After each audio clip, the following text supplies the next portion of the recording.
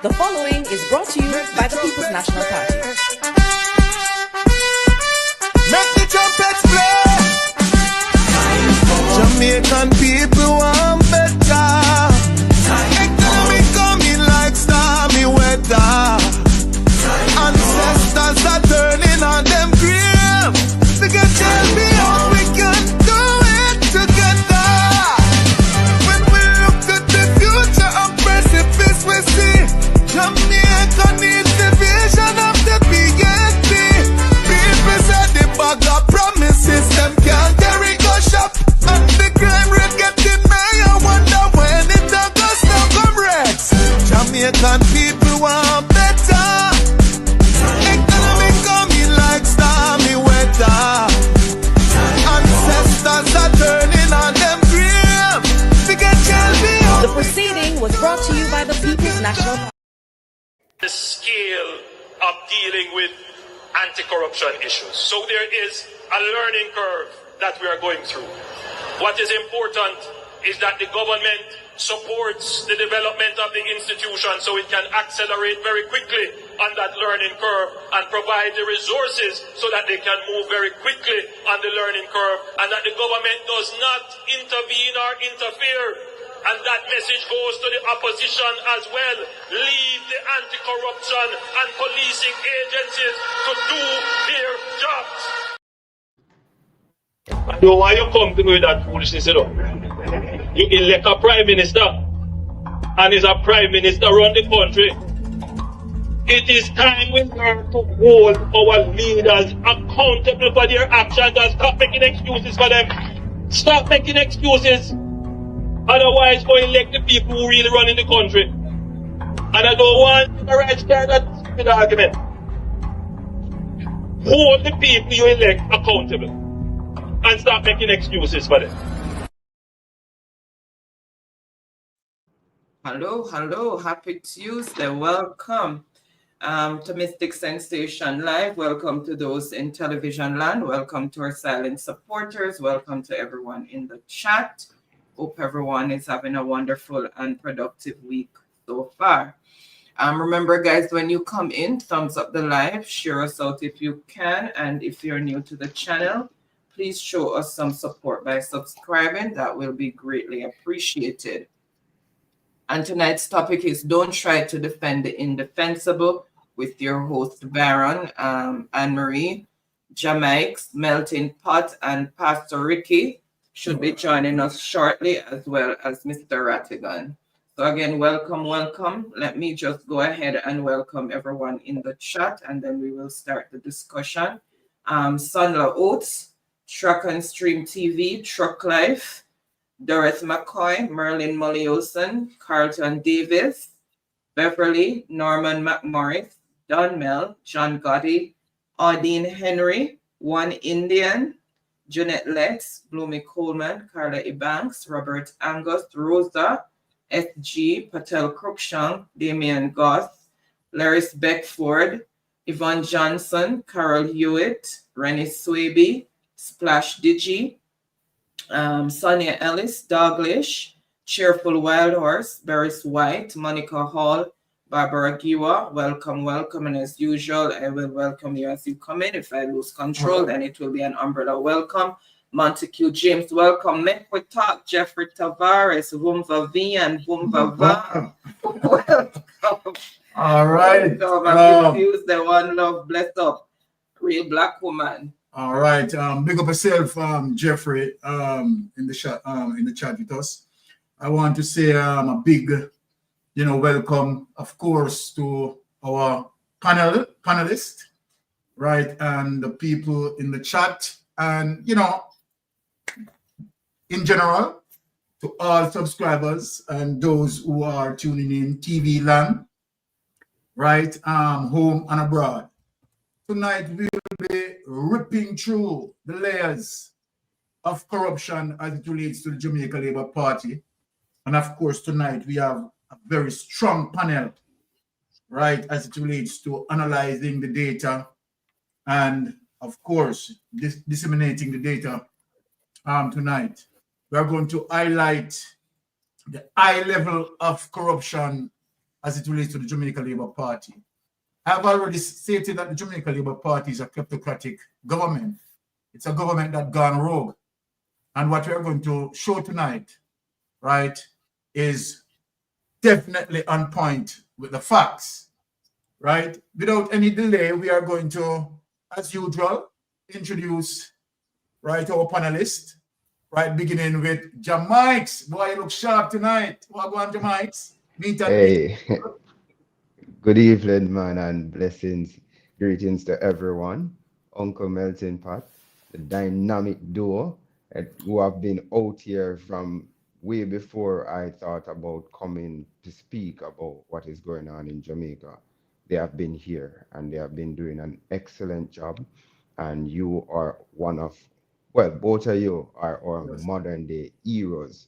And Thank you. when we say heroes, we are fighting for a Jamaica, a change Jamaica. And I come today, I'm asking the Jamaican people if you will employ me to be somebody who will speak on your behalf. And we'll talk a little bit more about that tonight. But I say greetings to everybody. I took a mental break because I believe that mental health is a very, very important. A lot of people in Jamaica suffer from PTSD, post-traumatic disorder, and it goes undiagnosed. And if we don't know something about something, it definitely will harm us. So I say to you, I'm happy to be back among family, and we are talking about change for Jamaica. So I greet you all and say good night, and I look forward to the discussion. Most importantly, I look forward to learning as I always do. So good night to everybody. Feel business.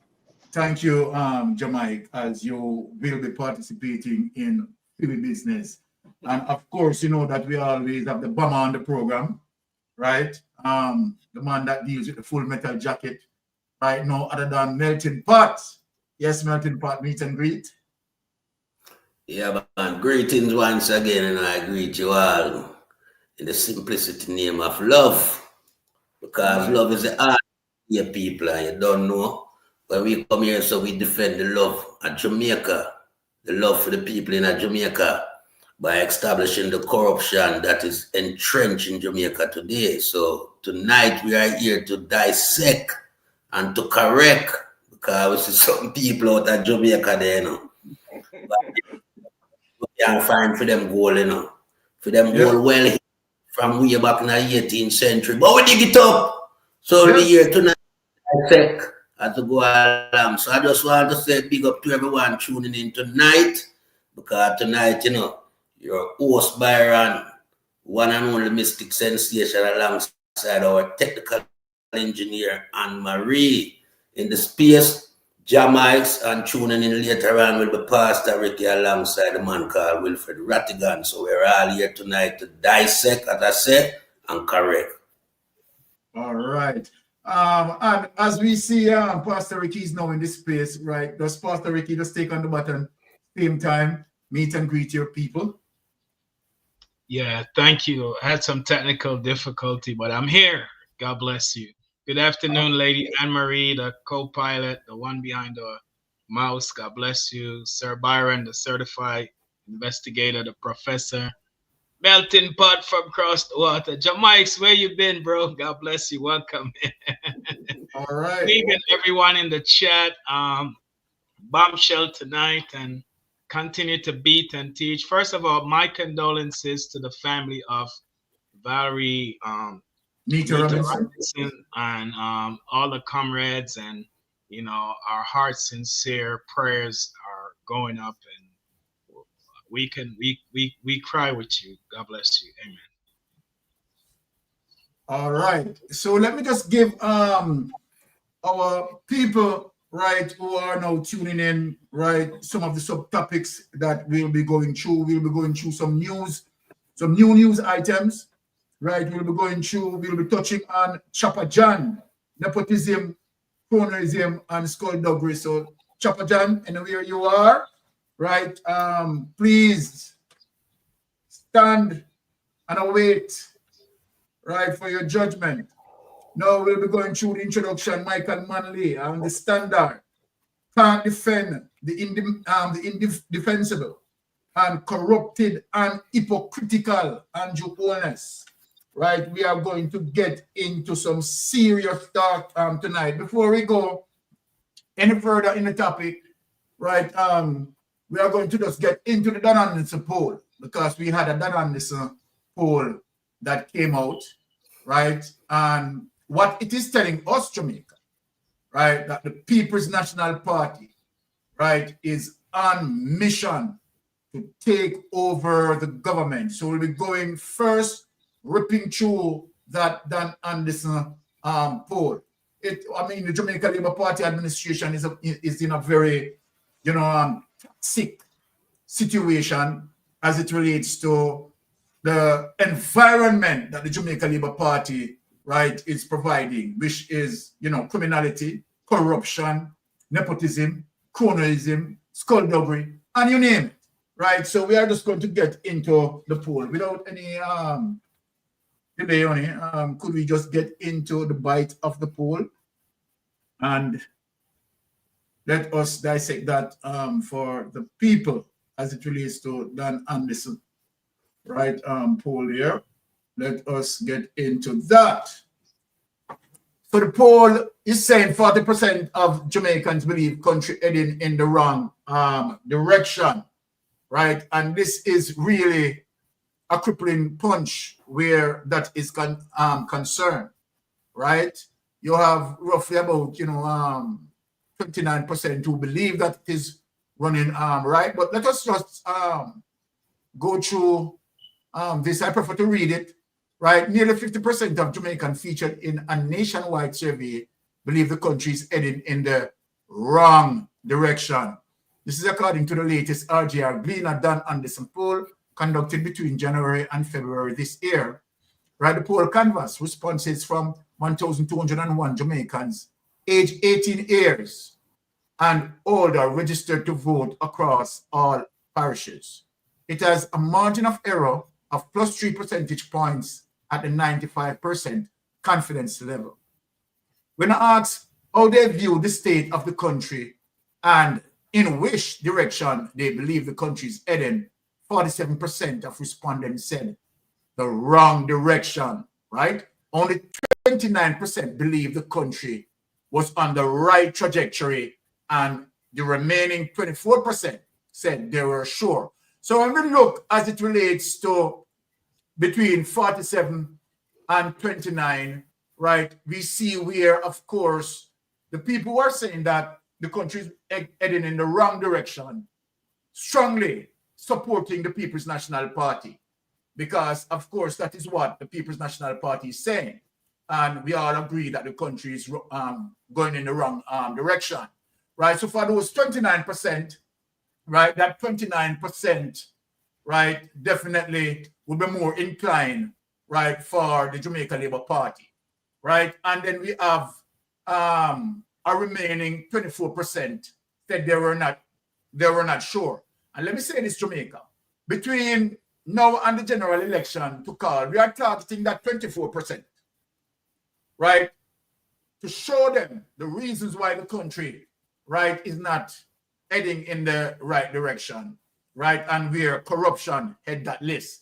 So right then and there, big, strong points, strong signal as it relates to the People's National Party, right, moving ahead, right? There are a few studies that we have done that just go through.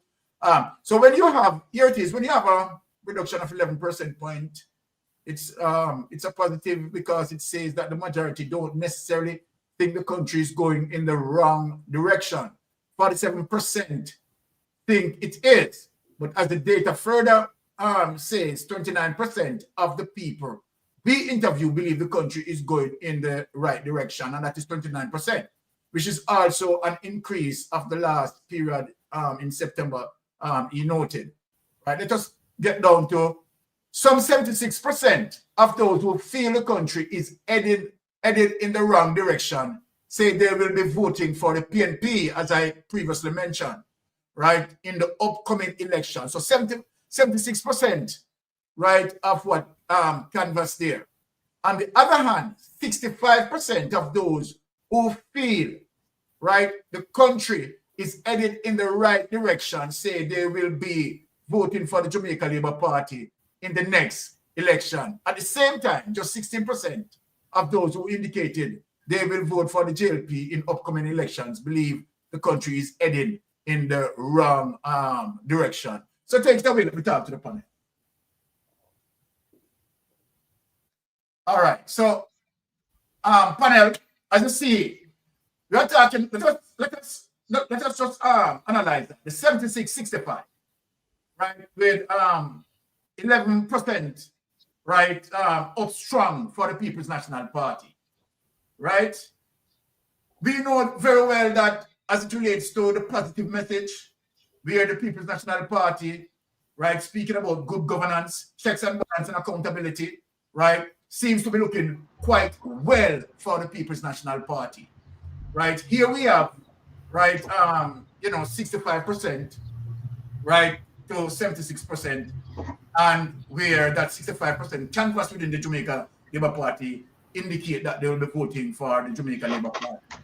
What do you think about this poll result? Let me begin with, of course, Melting Pot. Yes, Melting Pot. Yeah, man. Well, the poll is always a strong indication, as it relates to the analysis being done, covering the length and breadth of Jamaica, gaining the people's opinion as to the direction of where the country is going. So, Dan Anderson poll has always been a credible poll that we can rely on, And so when Dan Anderson gives this figure, it shows that Jamaican is waking up to the reality of corruption and bad governance. Yes. So, we just have to, as I said, Byron, target at 24% and bring them closer to home. Because home is a place that secure your, life, so to speak. Without a home, you are very vulnerable to anything out in society because you are less protected. So we want that 24% to come closer to home so they can be covered under the good, hospitality that will be given to all Jamaicans now under the new government, soon to be government, led by none other than the great Honorable Mark Jefferson Golden and a strong team of parliamentarians that he has so far, put together. And we are seeing, just looking in from the outside, brilliant team they are because they are well educated, well grounded, and well constructed in their, way of thinking. Not like the Jamaica Labour Party who we see every week basically come up with some erratic thought process like, changing the landscape of Jamaica, causing Jamaica now to find money to go and pay for documents that they never intend to having to being paid for. And like the high level of crime in Jamaica currently, as we see where the policemen are like they're on par with, ordinary gunmen, So we are looking at things from a different standpoint now where we know that Jamaican people has finally wake up and are dancing to the tune of the People's National Party. And I yield back to another member of the panel. All right. Since Rattigan is joining us, and I want to, before Rattigan meet and greet, I want to bring about the information so that Rattigan can see it. And we just run through it one more time with Rattigan. And he just meet and greet and just going and respond to the poll. Right. So let us just bring it up back for Rattigan here to give us his thoughts on the poll, right? And we get into that because Rattigan was actually absent when we were going through it. So let me just bring up Rattigan right up to date with the Dan Anderson poll. Right. So here it is, Brother Rattigan. 47% of Jamaicans believe country heading in the wrong direction. And nearly 50% of Jamaicans featured in a nationwide survey believe the country is heading in the wrong direction. This is according to the latest RJR Gleaner done on this poll conducted between January and February this year. The poll canvassed responses from 1,201 Jamaicans aged 18 years and older registered to vote across all parishes. It has a margin of error plus 3 percentage points at the 95% confidence level, right? Now, when asked how they viewed the state of the country and in which direction they believe the country is heading, 47% of respondents said wrong direction. Only 29%, right, believe the country was on the right trajectory, and the remaining 24% said they were not sure. And as we say here at the above paragraph here, saying 47% of respondents said the wrong direction, and that 47% is of the total being canvassed believed to be right supporters of the People's National Party, right? And only 29% believe the country was on the right trajectory, right? Believe as it relates to Jamaica Labour Party supporters going for that. So the difference between 29 and 47, right, trajectory, and the remaining 24, right, percent said they were not sure. And as I said, that we just need to target the 24%, right, to make sure that they can make an informed decision, and we give them the reason as it relates to why the country is not running right the way it ought to. So let us get down to pick a lesson here. Some 76% of those who feel the country is headed in the wrong direction say they will be voting for the People's National Party in upcoming election, just as what I reflected earlier. On the other hand, 65% of those who feel the country is heading in the right direction say they will be voting for the Jamaica Labour Party in the next election. Looking at 11% difference there. Take it away, Oni, and let us ask Rattigan to meet and greet, and same time, same breath, right? Just give his response as it relates to the poll. Go ahead, brother. Yes, can you hear me? Can you hear me? Can you hear me? Loud and clear. Loud and clear. Greetings. Mystic Sensation, the dynamic duo, Anne-Marie and Byron. Melting Pot, stay yourself up, big up yourself. Jamaics, good to see you. Pastor Ricky, big shout out to you. Thanks for supporting and helping the program on Saturday. I mean, you make it what it is, or what it was last week Saturday, because I just want to know, so I think them said that there was about 10,000 people at the end of the show and tally up everything, 10,000 who watch it. So, you know, I have to give thanks to you because you come out firing as usual. Yeah. No man, me have to do the not the non-disclosure, the disclaimer. Me have to do the disclaimer. You know, kind of. All right. Anyway, you know, my Titans are one and Mystic and Rattigan at the same time and Lonesome. So we're not leaving a prisoner behind. No, all right. Thank you, sir. Well, bless up everybody in the chat, bless up all of the listeners, viewers, all of that. Now, the poll. What is a poll? A poll is essentially a snapshot in time of whatever the issues are. And then you have polls, and then you have polls. Because, yes, for example, there's a poll that came out called the Blue Dot poll, which is unscientific. It's an informal poll, captive audience. And then you have a scientific poll, like the Dan Anderson poll, where go out and him not really cater to a political party. Him just span the entire spectrum of the people in Jamaica, you know, the society. Now, you say that 29% said that it's on the right track, 47% said going in the wrong track, 24% not sure. But there's one thing that's a little bit concerning to me. I think it said, the article you put up said that in September, 58% said that the country was going in the wrong direction. Yeah. And now it's down to 47. So it's down by 11%. Yes. So I'm just curious as to what caused that. Nevertheless, I'm notwithstanding. I worry about the people who said that it's going in the right direction. Who are those people in the 29%? Now, of course, we know that, you know, the titans of industry, the influential, and some other people, supporters and whatnot, would say that. But that number, 29%, it's kind of troubling to me because it should be lower. But it is what it is. 24% of them not sure. Not sure about what? Well, if you're not sure, please tune in to Melting Pot, Mystic Sensation, a Rattigan, a Pastor Rick, tune in, and I guarantee you that the number will be smaller because the amount of information that we are pass off every single night that we gather on our platform is more than enough to convince you that the country is going in the wrong direction. And it's going in the wrong direction for a long time. But people decided to give the man a blight. You know, the first 4 years, it was 16 to 20. Country are going in the wrong direction, you know. But people said, no, give him a blight, then give him a blight. And it take a turn to Bossara. That's where it's gone right now. You know, there's not a word, I can't think of a word to describe this condition of the countries. Every day, people I get calls from, and not just family, but friends too. I tell me how things rough in a Jamaica right now, you know, rough.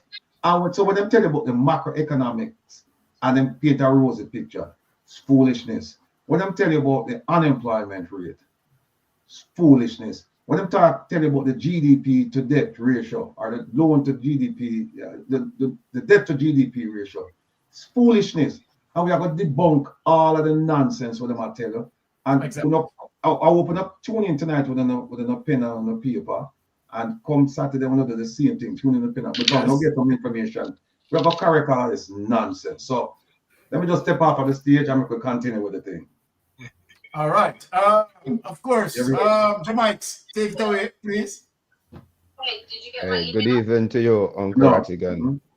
And I echo the same sentiments that once you are able to listen to a mystic sensation, you listen to a melting pot, a Pastor Ricky, Wilfred Rattigan, Andre Stevens, and people who are brave enough to tell the truth, because the truth is an offense to those who are not honest.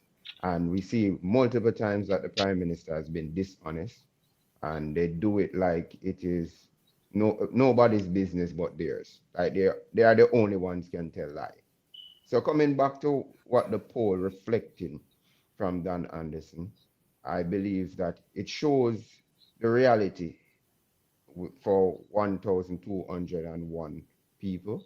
But I can tell you from a personal experience being on the ground of Jamaica, moving from one end of the island where I spent approximately 7 to 8 days on the next end of the island, where I got to interact with people even from Kingston and also from Westmoreland.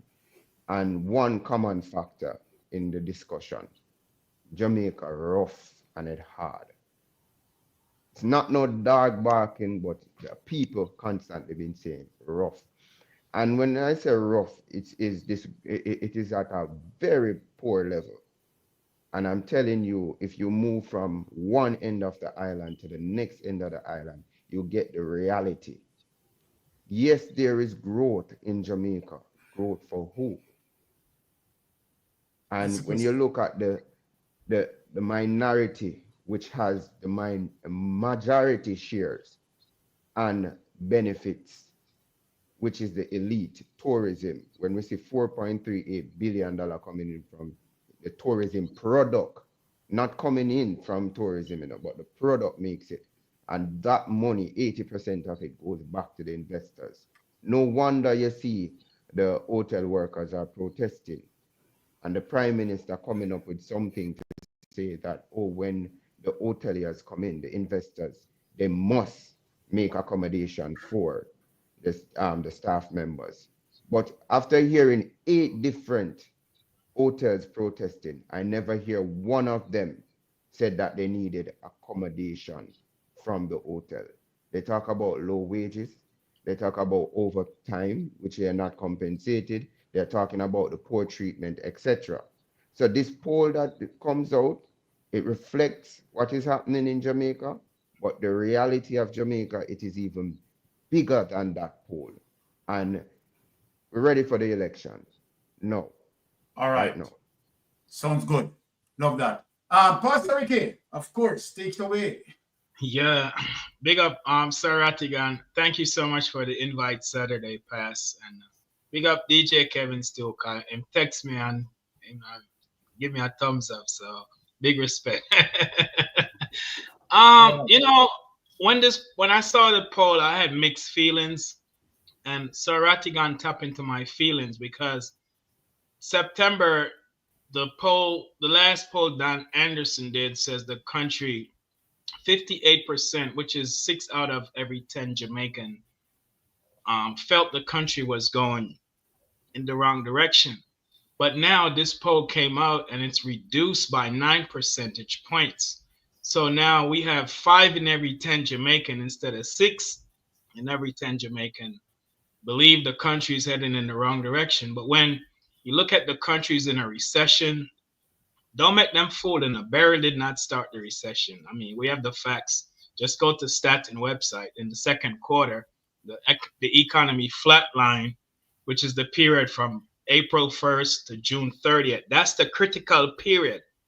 April 1st to June 30th, right before burial, 3 days before burial. That was the April 1st to June 30th. Burial did not come till July 3rd. The economy flatlined to 0.01%. Big indication, big sign that the economy was in trouble because it shrank from or declined from the first period of January 1st to March 31st, which had a mean weak growth of 1.9% to 0.10%. People remember that. They're going to try to justify barrel is the cause of the recession. No. Barrel period starts July 1st to September 31st. To September 30th, excuse me. September 30 days. To September 30th. And barrel came July 3rd. So that's the second time the economy took a nosedive from 1.9% from January 1st to March 31st. And then, so that puts the economy in a recession from September. So when the economy is in a recession, plus the fourth quarter decline according to PISOJ, Planning Institute of Jamaica, to negative 1.9%. And then during that time, there were so many potholes on the road. Everybody was crying. Everybody was doing videos and pictures. People was frustrated. I'll cry about money them I spent for fix them front end, bus tire, everybody. And then cost of living was during the Christmas, tomato went up to $1,000. They say consumer confidence went up in Christmas. And I think because the anticipation of generating revenue and sale every holiday, of course, the merchandise anticipate them are going, bringing huge revenues. But the country, there's nothing that's changed from the last poll in September to this poll to indicate something improved dramatically for people to say it dropped from 58% to 47%. So that's my concern. But then on the flip side, in contrast, when I look at it from a different perspective and I analyze the poll, then I begin to put together, 47%, which is almost 5 out of every 10 Jamaicans, compare with that 24%, 2.5 out of every 10 Jamaicans who they don't have an opinion of either way. That means they're in the middle. That's the soft spot. So I believe that if you should combine the 47% with the 24%, that gives you a total of 71% of the people that did not say the economy is going in the right direction. So I think when you look at it from that perspective, then it reveals to me that we have to get on to get the message to resonate of the problems in the country, because people should already feeling it. There's no change in the economy for people to say, yeah, man, we'll feel good about the economy. Absolutely not. So 24% plus 47% gives you 71% of the people that did not say the economy is headed in the right direction. So that's where I'm looking at it from that perspective, from my analysis. Okay, all right. I want to bring up the poll, right, and show a reflection, right, as it relates to, right, my analysis, right, because where it says here, Pastor Ricky, and I think this is where we are leaving now, right? When we get down to here, this is what is important, Pastor Ricky. 4 of every 10 people surveyed, or 41%, said their own personal situation has improved since the last general election in 2020. Bear that in mind, right? Now, at the same time, 26% said their situation had gotten worse, while 33% believed there was no change. So what is going for the PNP? You have to add the 33 and the 26. So when you add the 33 and the 26, that is going to give you a total of 59%. It is saying it right here. At the same time, 26% said their situation had gotten worse, while 33% believe there was no change. And so then the 33 and 26 is the strength as it relates to the People's National Party position. Although Mr. Anderson said here that this represents another strong showing, right, where the Andrew Holness-led administration as younger people. So be careful of that. As younger people believe their situation is improving. So what is typically important is where you look at this. At the same time, 26% said their situation had gotten worse, while 33% can say 33% believe there was no change. So you have to add that 33 and 26, given the advantage as it relates to the People's National Party position. What Dan Anderson is saying here, he's talking about younger people believe their situation is improving. Take that away. Right? So we have to make sure that we analyzing that in that perspective in terms of bringing up all the data and interpret the data.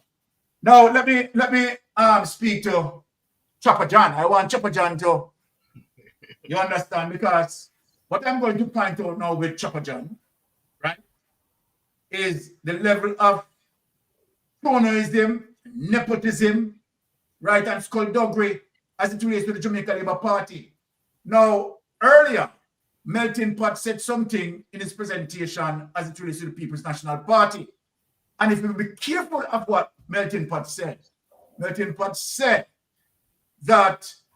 the People's National Party, as it relates to the political candidates that are representing us, right, based on meritocracy. They are educated, right? They are someone who have the skill level, right? The capability, the skill set. Now, we're talking about a series of corruption as it relates to the Jamaica Labour Party, right? Doing their skullduggery, right? Doing their nepotism. Now, people, I want you to look at this. I want you to look at this as it relates to Chopper John. Let me say this. Chopper John, who has a master's certificate. I don't know if that is fooling Chopper John. Chopper John, a master's certificate is not a master's degree. Rattigan, let me talk to them now.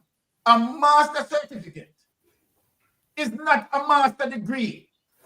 This is something that you go, this is a course level work where that done for 1 year. Anybody can do that? So we don't want you to be fooling the people to the fact that you have a master's certificate in the culinary arts. You are telling yourself that you have a master's degree. So take it tonight, and then guess what?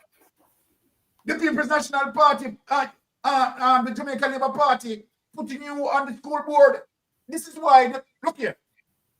You tell me now, in terms of the Jamaica Labour Party, putting this man who doesn't have a degree, don't have a degree. People read it. Right? On a school board. To do what? Rob. I bet we're going to show you the rabbits. Now to do what? Why Chopper John is on a school board?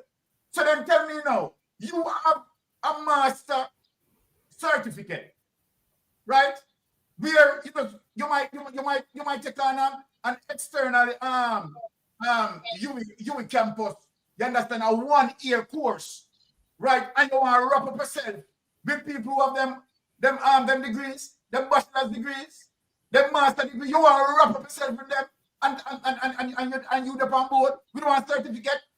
Master, hey, this is the corruption that we talk about, you know, as it relates to anti-honest led. You understand?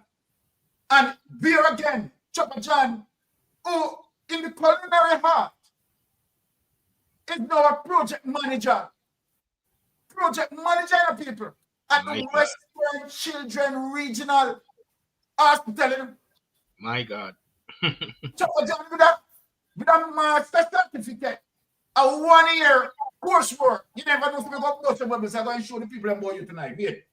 Put him up. Look at this now. Look at that level of madness. Right? Chopper John is no different from the mayor in Portland, who gets 75. Who they get 75 out of 10. Who they get 75 out of 10. Chopper John is no different. And here in Jamaica Labour Party have a man as it relates to nepotism and corruption. Because all of that money that Chopper John is collecting there at the Western Regional Children Hospital, right, is not going only for Chopper John. It is sharing up for those who help him to get that position. So every time Chopper John have share the money want to come to, and the nepotism and the cronyism and the skullduggery as it relates to Andrew Wallace and the level of corruption that we are going to talk about tonight. Look at this behavior now, and let me tell you something. Now, Anita Belrose, big up yourself, because I have to take this clip from you, because Anita, you highlight the anky-punky what Chopper John are going with, you know.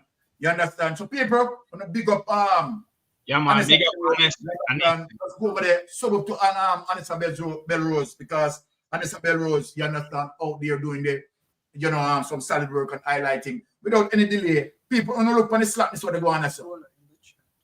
Bowler, big up yourself, right? And people remember, Bowler, you understand, make sure you go over, sub up, right? But Brother Rattigan, you so make sure, say, right?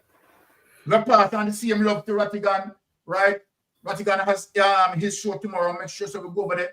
You understand, give him the love and support same way, right? Bless up yourself, Bowler. Big up yourself. Let me bust out Chopper John business, because Chopper John knows every day in the circles, you know. Yes, Chopper John, we are here and we're going to expose it tonight. All right, look at this anti-puncher now, people. You tell me if this is right. This man now who have a master certificate, don't have a degree,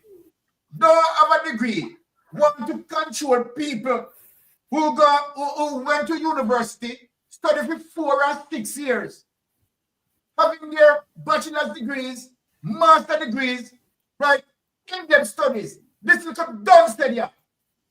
This is a nincompoop. You understand? Play, people. Play. For a conducive learning environment. Of the first segment, the school feud at the St. James High School between the principal and the chairman resulted in the school being closed today. And it is said that a parent-teacher association sent out a closure notice to parents advising that it cannot ensure a conducive learning environment until grievances are fully addressed. And this has been an ongoing contention for the past 3 years.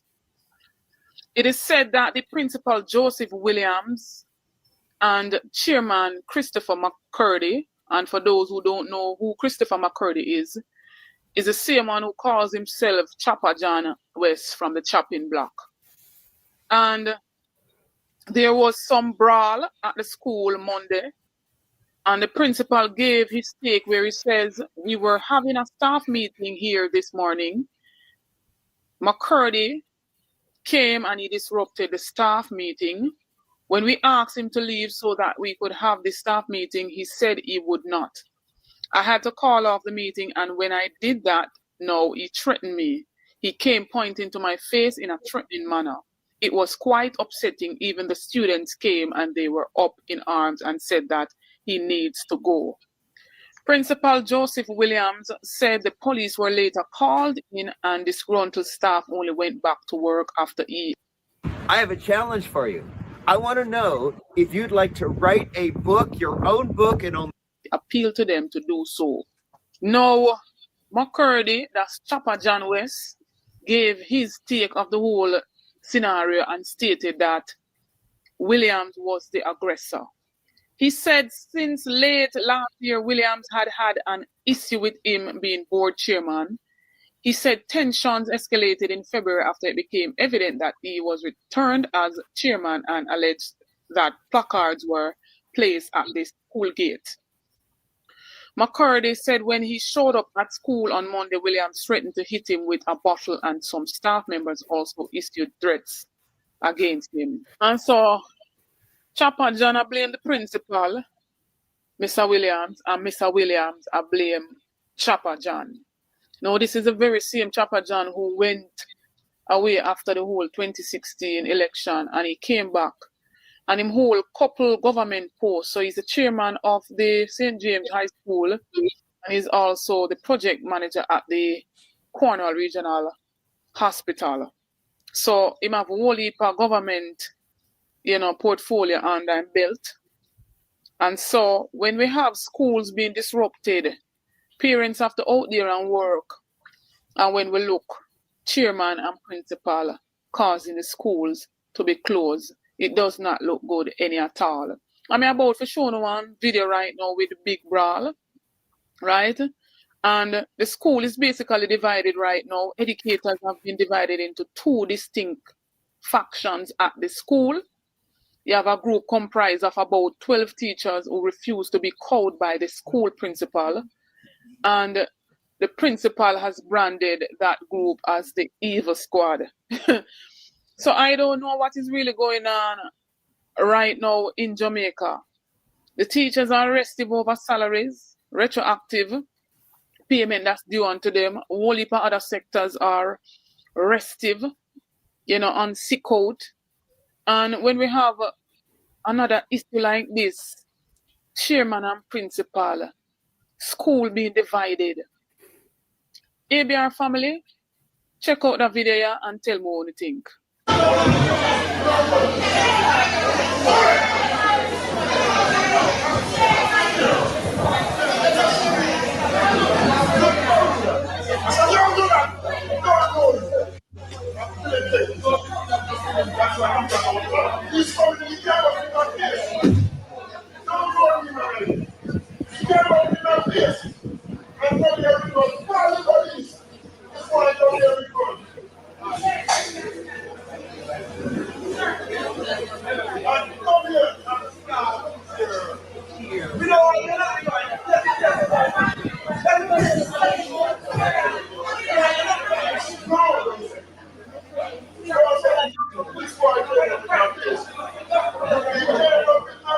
Now, the Ministry of Education has basically intervened, and Dana Morris Dixon says that they acknowledge the unfortunate breakdown in leadership that has disrupted the school's operation and recognizes the need for immediate Let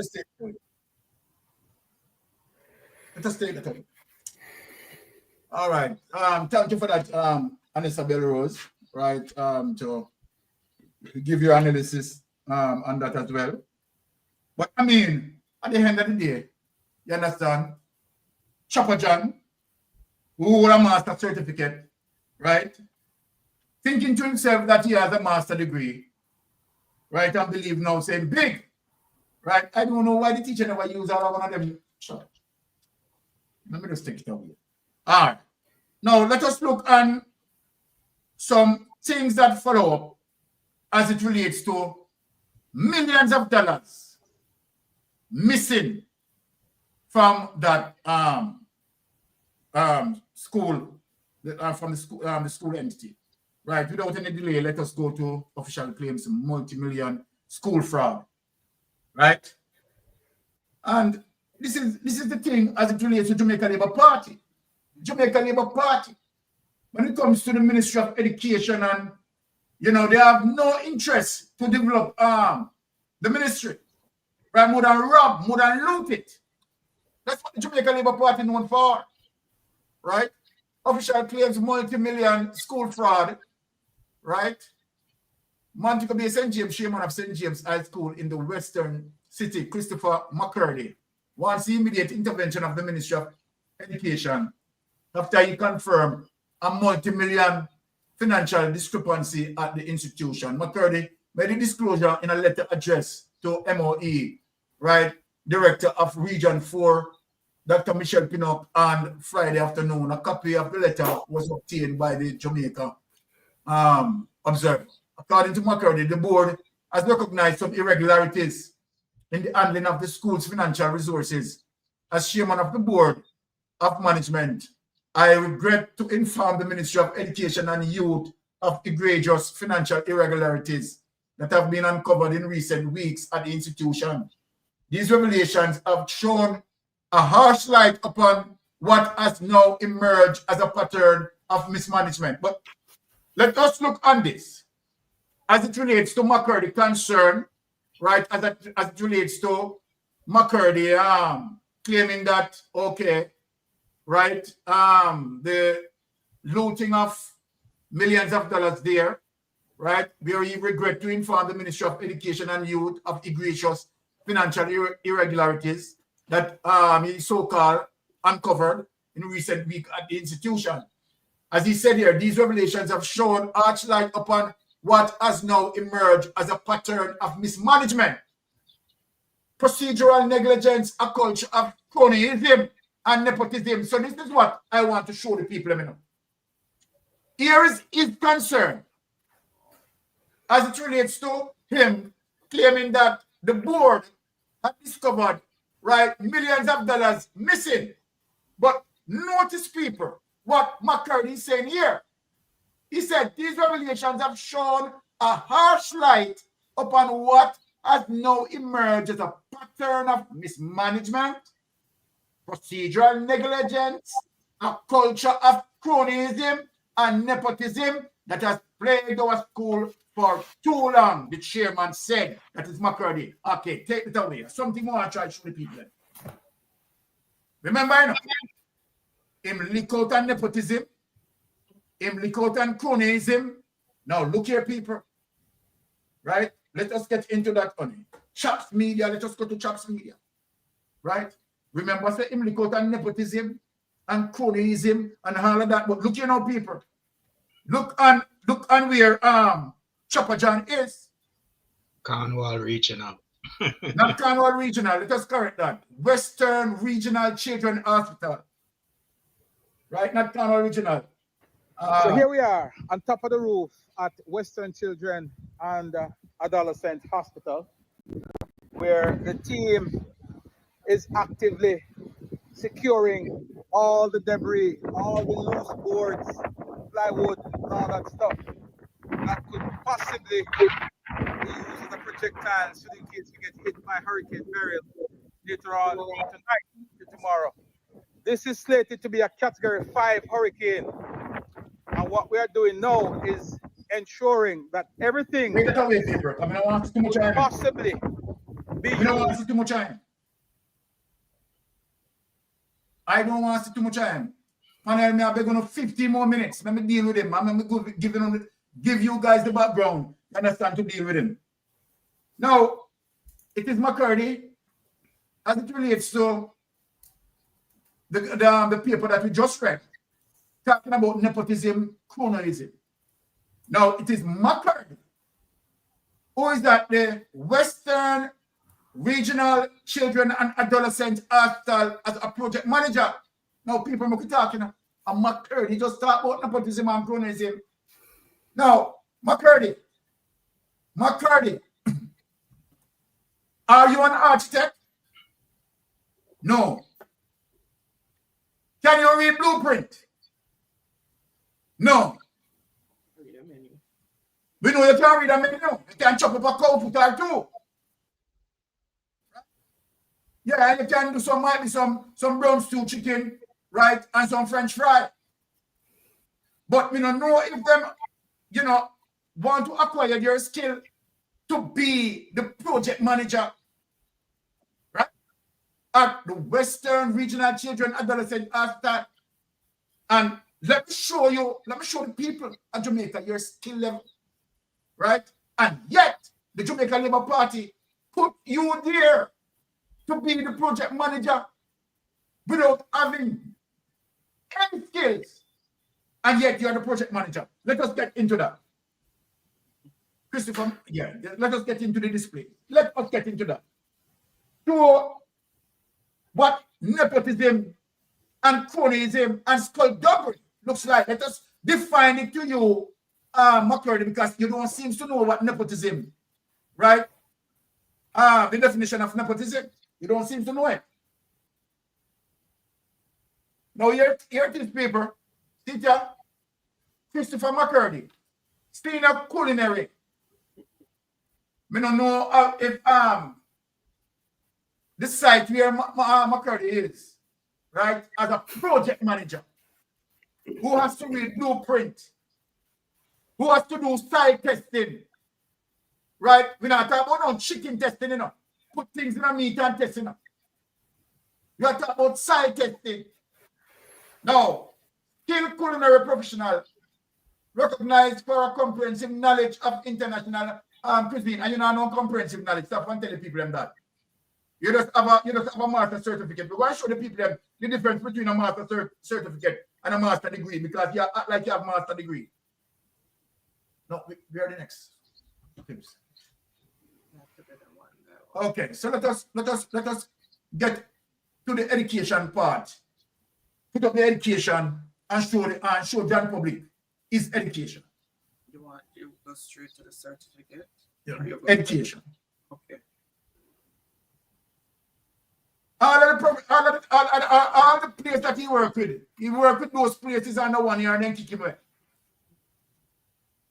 Right? Yes.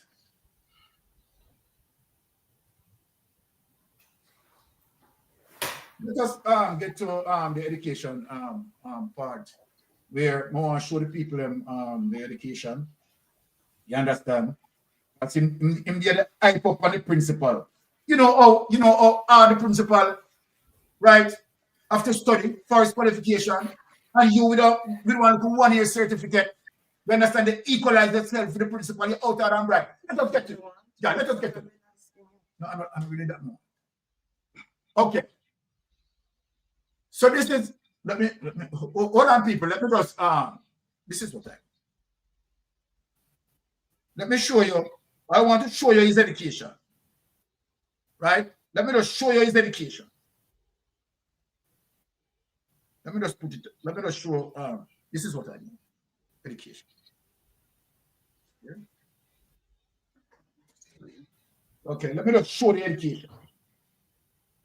And show the people that you have a master certificate, you don't have a master degree. See the people, Cornell University, master certificate, hospital food and beverage management, 2013 to 2015. And to show them all done, you know, because the 1 year course this. And then take 2 years to finish the 1 year course. 2 years to finish the 1 year course. Let us go to it. We show us that one big old dirty duns. Let us go to the one what you showed now.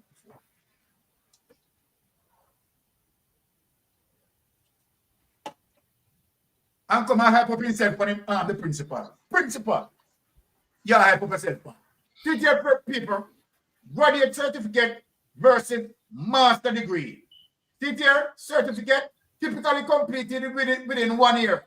Chopper can take 2 years to complete field. Covers an area within a field. It covers an area within a field. Less stringent admission process. More cost-effective postgraduate option. Now let us cover master degree. Typically completed in 1 to 3 years. Don't brag to the principal, you're out there and bright. It covers an entire field. It covers an entire field. More competitive and intensive admissions. Larger time and financial commitment. You don't break yourself, you don't take that away. Let me talk to the boy. Let me talk to the Jamaican Labour Party and nepotism. Cronyism and skullduggery. Now I'm vexed to know that he went on, and because of his level of ignorance and low IQ, While he carry on a behavior like that. And show me want the panel to get fiery, you know. You understand? I'm asking Melting Pot to hit him for me. Melting, hit him. Well, we are looking at a man who has no qualification outside of culinary arts. And his culinary art, you know, he couldn't even accomplish it within the time frame. They have to give him an extension of a further year. So this man, the only form of qualification he has is to be a propaganda machine for the Jamaica Labour Party. And that's why you say his ignorance got the better of him. Because, you know, he's trying to be what he is not. Going around with a certificate, a master certificate, and, you know, pretending that he has a master degree. So we are looking at a big piece of garbage, you know. And garbage is waste. And that's why he could not, you know, accommodate himself in the space around the principal and teachers. Because he's seeking accreditation when he's not credited to even on the school board. But these are the breakdown in society that we have coming out of the Jamaica Labour Party. Because how can you take a piece of garbage like Trapper John and place him on so much government board and giving him government contract when this man supposed to be in the kitchen and scour some dirty pot?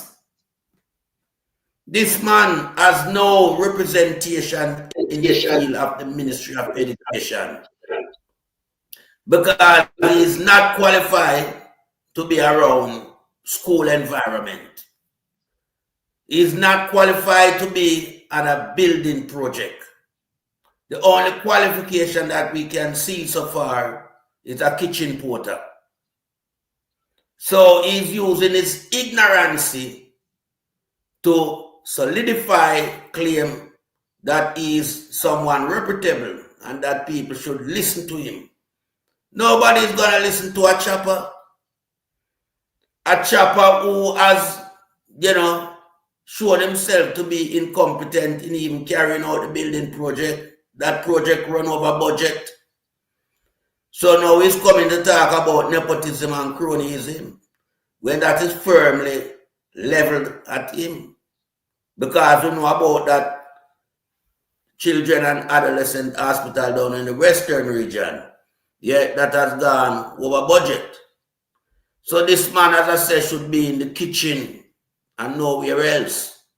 But this is what we get from the Jamaica Labour Party, led by Andrew Holness. They have to see people who has no relevancy for the job description that they give them. So that is what we call nepotism and cronyism, Chopper John. When you don't have the qualification, but your friend end up give you something over qualified people. So this is why now you bring the school into disrepute. Because as far as I know, you know, ever since Andrew Holness become attached to the Ministry of Education, the Ministry of Education has gone south. Because what Andrew Holness has done along with his cronies is to desecrate the Ministry of Education office, desecrate the Ministry of Education portfolio, and make it become non-viable for education anymore. Because he and his cronies them has fleeced the Ministry of Education. We know all about the money. And this is why the teacher has left. This is why now we are getting 18% in regional CHC exam. And this is why we see where the moral standard has, you know, evaporated out of the school system. And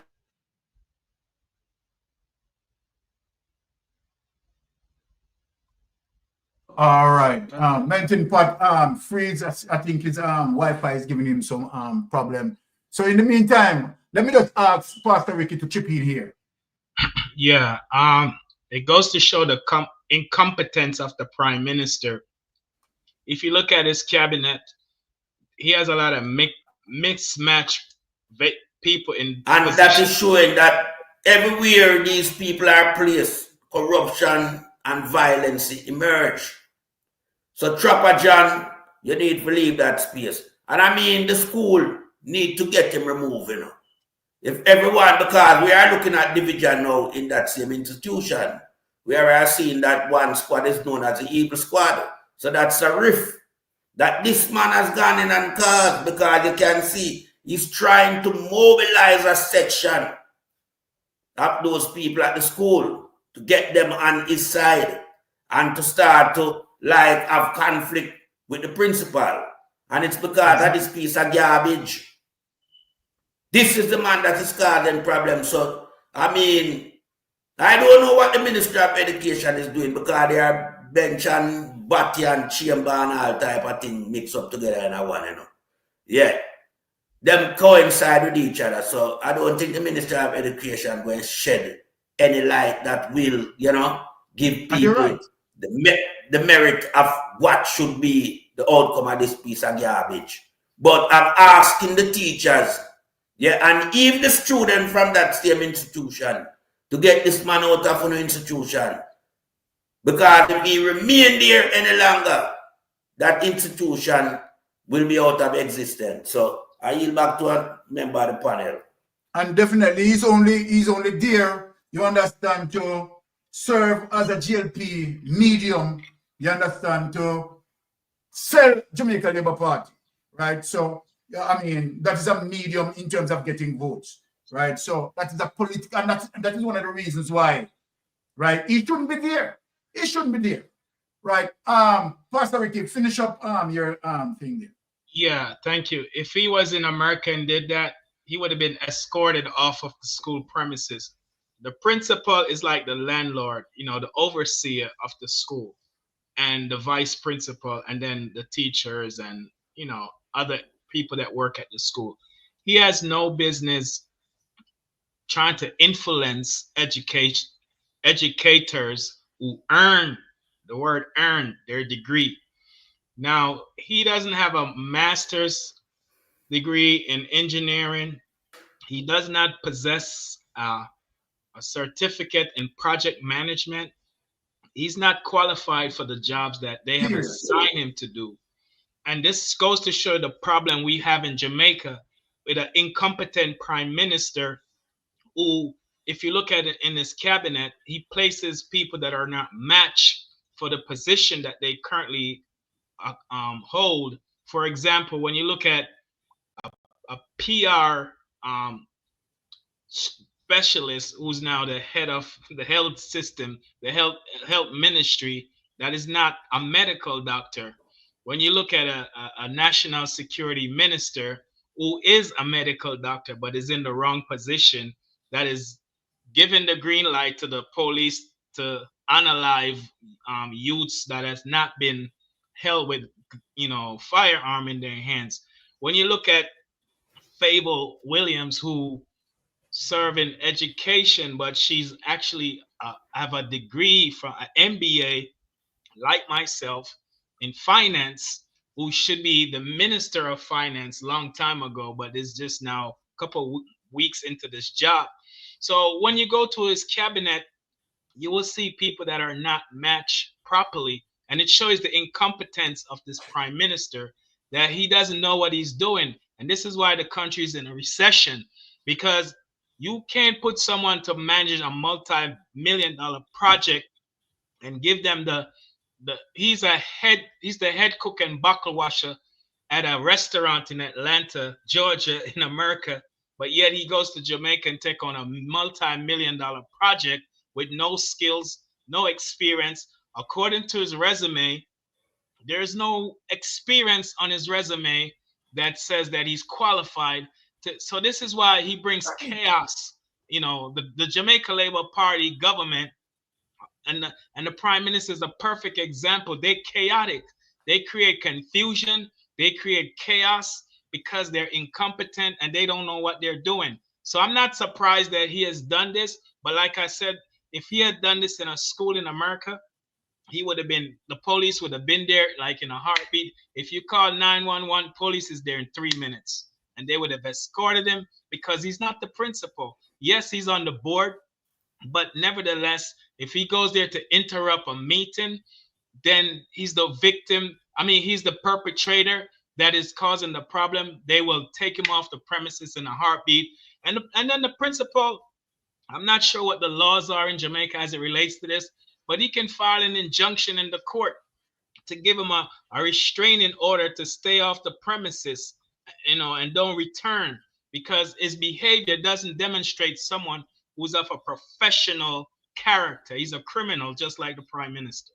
But Pastor Ricky, if you notice, it is the same behavior Terry Longton with, right? Same behavior went into the meeting and interrupted, just like what Chopper John did. Right, so it seems to be like, a plan, the behavior of the Jamaica Labour Party. That's a pattern, man, emerging, them invade people's space and them privacy. Exactly. And that's what the Prime Minister is too. So that's why it trickles down to everybody that follows him. Exactly. So, Brother Rattigan, I know, because we have a situation here, sir, where we have been seen where square try to fit into a circle. Right, so please explain to as it relates to that situation. Well, Jamaica, land of wood and water, has now become the land of opportunities and prosperity. If you're affiliated with the government, all square pegs trying to fit in round holes. Pastor Ricky said it. And I think there's a gentleman on the chat, Dave Clark, who said it. I don't need to go over that. All the ministers who are misplaced. And not only once, but sometimes twice and 3 times misplaced. Now, it is my understanding that to be a project manager, you have to have some understanding of civil engineering, some project management, construction and all of that. And when I look at the thing that you put up, I was hoping I would see, like, say Mix Martha, is a laborer or something to that effect. But I see where you say that cut up chicken and some, I think a melting pot must cut the back steel or something. You have to laugh when you hear them things because them just sound so ridiculous. But there is something I'd like to bring to the panel's attention and to everyone's attention, by extension. The Minister of Health, Dr. Christopher Tufton, and by the way, as I think Pastor Ricky mentioned, not a real doctor, not a doctor in the medical field. He's an academic doctor. He said, when he was asked about the biggest mistake he has made regarding the Cornwall Regional Hospital project, and I remember it as clear as if it happened just today. He said the mistake he made, because he's a man who will not accept mistakes, just like the rest of them. But when he was cornered and said, hey, tell us about this thing because of the overrun, the cost overrun, he said, we hired local tradesmen, men and women who are skilled in building commercial buildings, residential buildings, but not hospitals. He said, I found out that it takes a different kind of skill to build a hospital.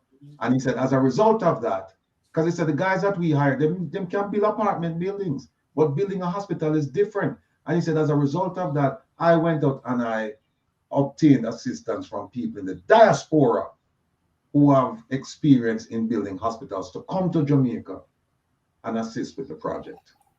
No, Mr. Minister, if you have that understanding that it takes a certain skill to build a hospital, then how could you take a man with a certain skill to cut up chicken, to put him up there so I'm not saying him name Chopper, right? So, I don't understand this.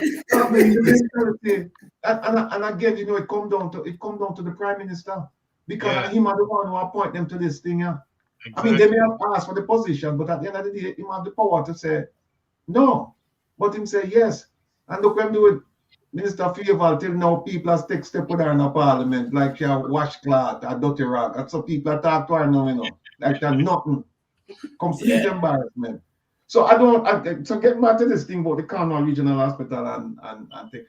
You know, I don't understand how the Minister for the Life of me can realize that, no, them guys that can't build a hospital, but I'm going to take a cook and put him in charge of project management to build a hospital. I don't understand it. Hopefully somebody can explain this to me before the night over. Thank you, Ratty, for that. Only in Jamaica, man. And this is very serious. You understand? As it relates to his CV. You have shown his CV and nothing in there. Chopper John being a civil engineer. Nothing like that. Right? And yet, Chopper John is the project manager for Western Regional Children and Adolescent Hospital. Can you imagine, people? Can you process this?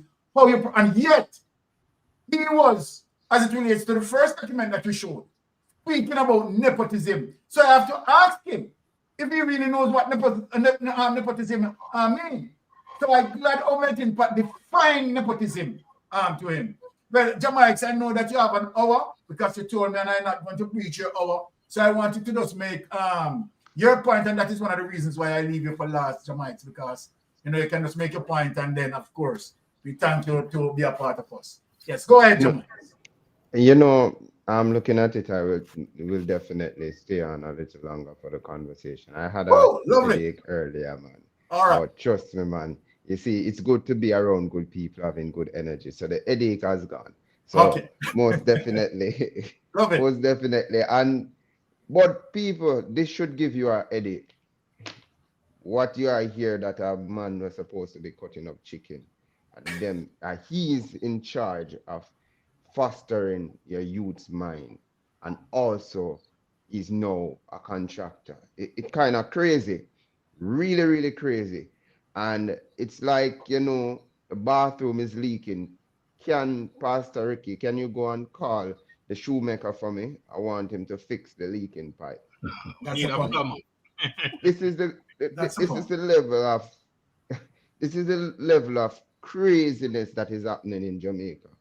When you look at the education system over a 9-year span, $902 billion cannot be accounted for, missing, can't find, vamoose. We don't know where there. And when you see a chef, I deal with the education, you wonder what go on, where my cook up. What is he actually cooking? 18% of the youths them pass 5 subjects or more. He might chop the money. I'm just asking. We're not sure away my chop. Because him not chop no chicken anymore. Money is missing. His name is Chopper John. I wonder if he might chop money, chop chicken. What is he chopping? But what we can know for a fact that there's money missing. So, Mr. Chopper John, what are you? A chef? You wash the pots? You teach kids? You are a project manager? What are you? And I'm asking the Prime Minister now.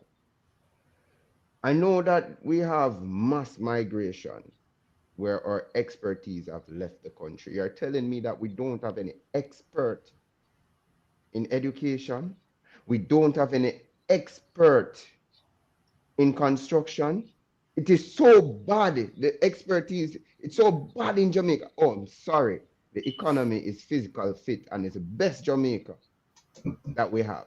But I can't understand how we can't find any specialists in Jamaica. This is crazy. So the money that we're paying for taxes, the $1.3 trillion that we're paying for taxes. And now, Ms. Favor tell me that she's looking for tax revenue, $1.02 billion from you and I, because when I send money come here, you know, so I fool the money eventually I go over to the government. We cannot find specialists in Jamaica. Mr. Chopper John, that money that you scream about, nepotism, We want to ask, what is the follow-up from that, Miss Dana Morris Dixon? We want to know where the money went talk about. Yeah? And for nepotism, Mr. Chopper John, I think you should look in the mirror again, because there are 3 different professions that, right? Mm-hmm. Yeah, so look in the mirror. Are you a specialist when it comes on to construction? Are you a specialist when it comes on to education? Or are you a specialist when it comes on to culinary arts? If it's only culinary arts, my friend, those other 2 boxes, that is called nepotism. So put that in your pipe and smoke it. I yield for now. Thank you. Mistake. Well, Yes. something I would say. Go ahead. You know, Go ahead. you just mentioned something, you know, and I have to make a comment on it and add a little piece to it. This gentleman you see here, you know, Mr. McCurdy, is a very talented person. And I don't want to demean his abilities because this man here have a degree, as you mentioned, in culinary arts, right? Food preparation. Not a degree. Not a degree. Certificate. Taking 2 years to get the Master certificate. Not a degree. Okay. Okay, all right, I stand corrected. Whoa, not kill me now. That's hear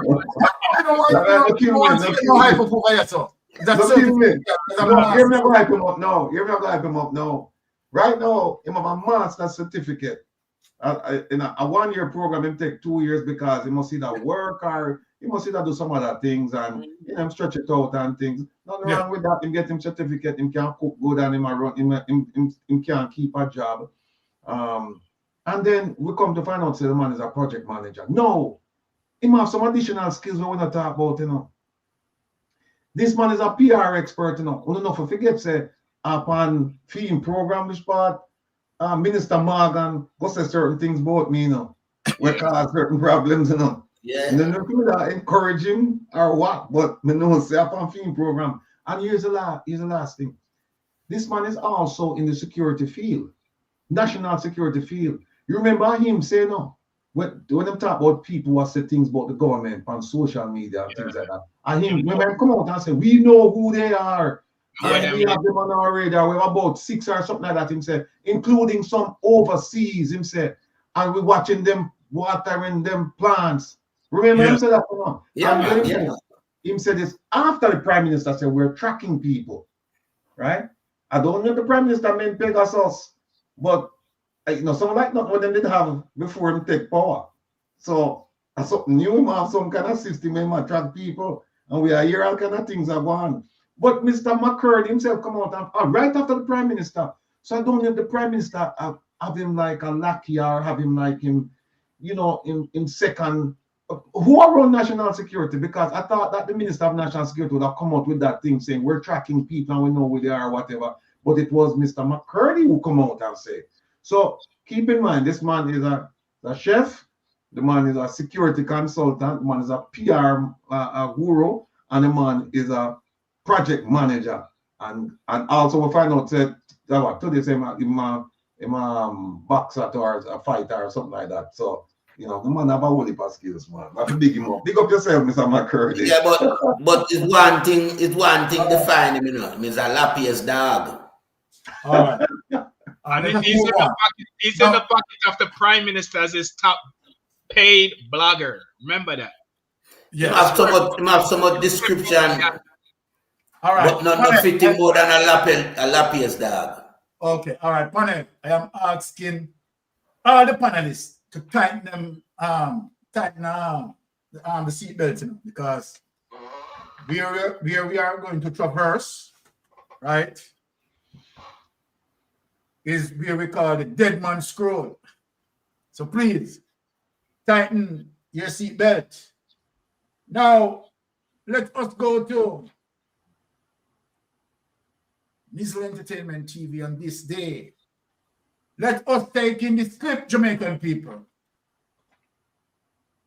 And let us hear the inspiration coming from none other than our Prime Minister, Andrew. Hold on.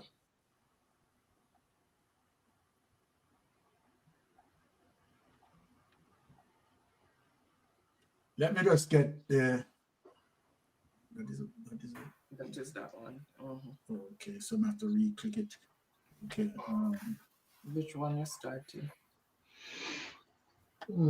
This one you want to go to? Yeah. Yeah, let us all right, okay. Let us get back here.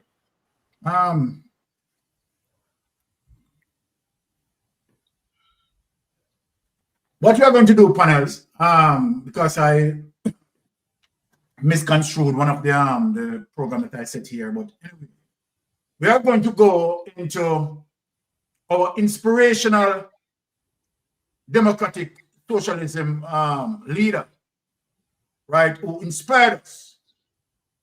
And then we get right into the heat of things. But let us hear from none other than Michael Manley himself, right? Play the clip.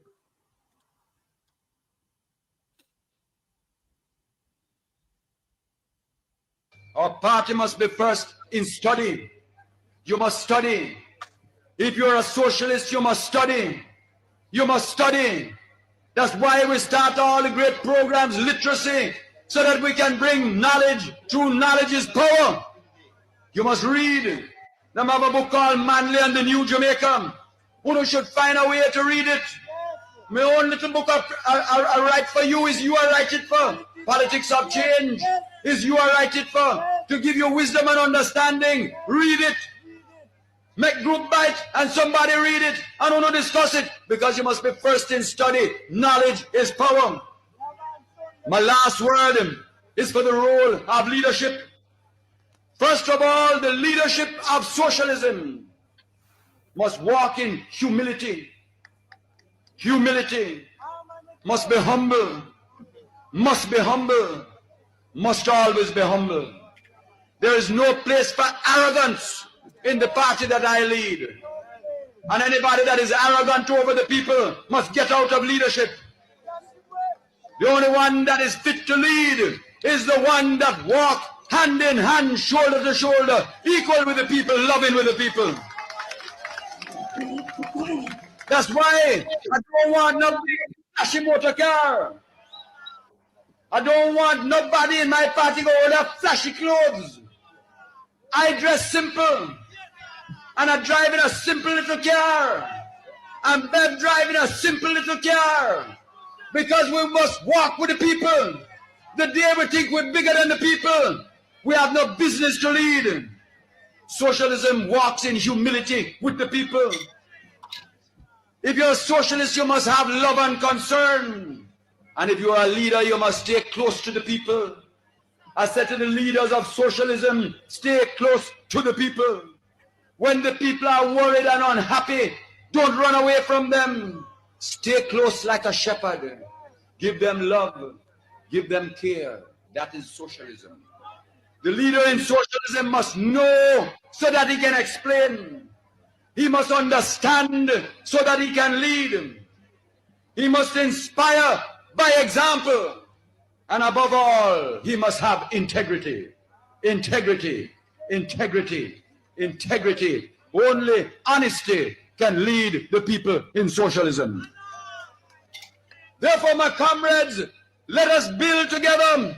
And I call upon you now, in the name of the Father, in the name of God, in the name of Allah, in the name of Jehovah, in the name of Jah. Yes. Now, people, as I asked the panel before, right, to let us tighten our seatbelt, and I brought that clip to reflect us of what good governance is. When we heard the message of Michael Manley, right, we just reminiscing of what is needed today as it relates to good governance. Michael Manley said 3 significant things tonight that we must pay attention to. He said, the Prime Minister should have love and concern. Because you know where I'm going, you know, why I am setting the background. And where Michael Manley is saying that one of the attributes of a prime minister must have love and concern for his people. 2, must lead by example. And 3, only honesty, integrity must be transparent and balanced. Now, my Jamaican people, we face today a prime minister who represent the complete opposite of what Michael Mann had spoken about. Complete. And let I say without any hesitation that you have seen a prime minister who orchestrated, premeditated, a calculated, wicked, and corrupt Panzi scheme and leech it on the people of Jamaica. Let me say it with confidence that the Prime Minister, along with his minion, know definitely that they would execute this poisonous trade. He used reverse psychology in saying that people must not vote for the People's National Party because when they win, the People's National Party will throw poison on you. A reverse psychology in terms of what he knows very well he was going to do. The Prime Minister inspired his men not to sign the code of conduct. The Prime Minister, after the People's National Party identified a Panzi scheme, and the People's National Party made an effort to stop them, the Prime Minister Administration had given them SSL, granted SSL a license to loot many of our Jamaicans. One of the saddest moments in all of this, apart from Bolt, who the Prime Minister has no respect, no regards for. A lady, an old lady, 28 years of age, who had saved her last, made her last contribution as it relates to her strength. The Prime Minister, who encouraged Jamaicans to invest. The Prime Minister who stepped forward in ensuring that our NHT, our tax, our tax, our NIS, put in SSL and cognizant that SSL is a Panzi scheme. Look what I'm saying, Jamaica. The Prime Minister awareness that this is a Panzi scheme. The Prime Minister awareness, knowing that the People's National Party had put the lid on SSL. But the Prime Minister, hell-bent in enrich himself on the back of Jamaican people. Unleash a monster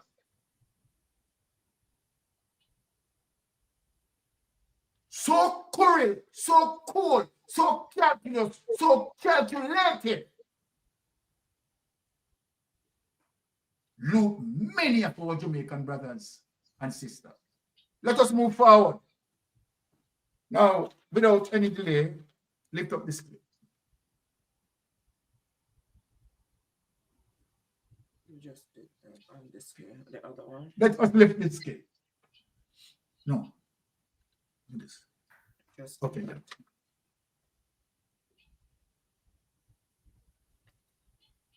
Let us go along here, people.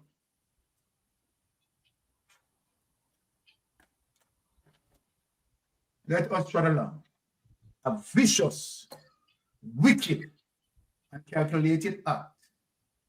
Now the Prime Minister and his administration is doing everything to suppress the Kroll report because the information not to be out in the public. Right? Such a disgrace that this Prime Minister had caused unto Jamaica. Unbelievable. Okay. Unbelievable. The viciousness, right, that we have seen executed. We are going to get into that old lady letter tonight. It is going to bring a burden to my heart. Right? Yes. Listen. The following is a release from the People's National Party Media Unit.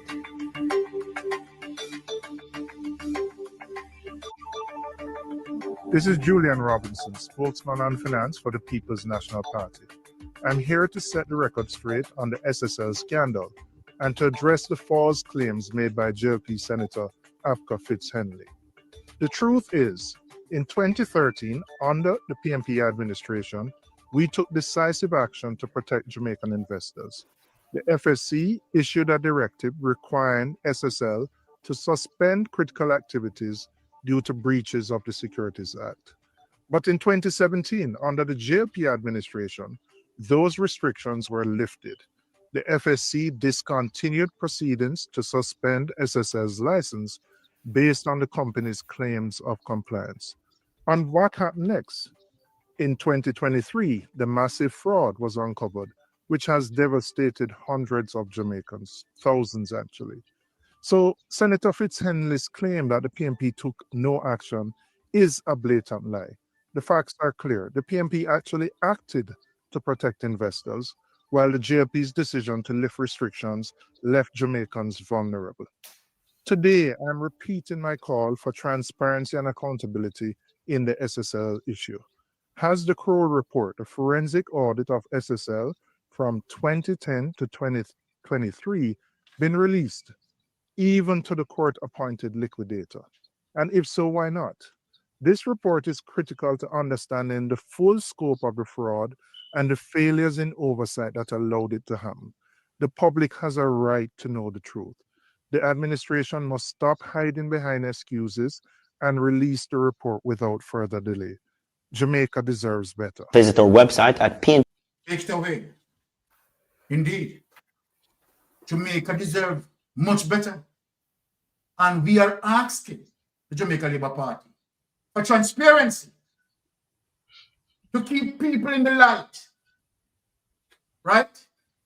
Release the Kroll report. Now I'm going to back up, right, Julian Robinson, facts as it relates to what he said. Empirical data to support what Julian Robinson said. So we see Afka Fitz-Henley, right, running out, telling lie and try to shape a narrative. Remember that Andrew Holness, in the same 2018, went to Big Mama Station and spoke to Afka Fitz-Henley, telling lies. And we had to shape the narrative. Afka Fitz-Henley and Andrew Holness shaped a narrative that he came into the politics with $47 million. We all played it on the program and know that it was a lie. So I want to show people as it relates to how long Afka Fitz-Henley right? Spinning and coining the Jamaica Labour Party narrative. But what Abka Fitz-Henley did not know, the strength of social media. He did not know the strength of a melting pot, a strength of a Rattigan, strength of a Pastor Ricky, strength of a Jamaics, where we use social media as a search engine to bring facts and data to present the truth. And this is what is killing the Jamaica Labour Party as it relates to them rise again in the poll and tell another lie to our Jamaican people. It will not happen. So let me substantiate the facts as it relates to what Julian Robinson just spoke about. Without any delay, let us show the people the facts. FSC took action, SSL. So then, we are showing you, right? Now, people, here it is, right? And this report on February 1, right? 2023. This thing. Okay. Former Minister of Finance, Dr. Peter Phillips, says the Financial Service Commission, FSC, took action against investment firm Stocks and Security Limited, SSL, which is now at the center of a $3 billion fraud affecting dozens of its clients. Ladies and gentlemen, right, we are talking about 2013. Both money was a part of this $3 billion. Phillips, who served in the portfolio under the Portia Simpson Miller-led government between 2012 and 2016, disclosed on Tuesday that he was made aware of the now decade-old problems within the brokerage house.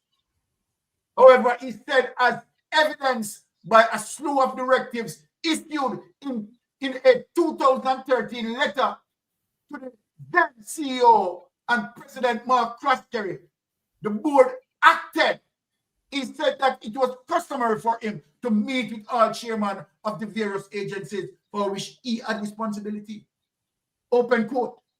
I would have been made aware of the actions that the FSC intended to take and would, in the normal course of things, have had no intentions to change their course of action, he told the Gleaner.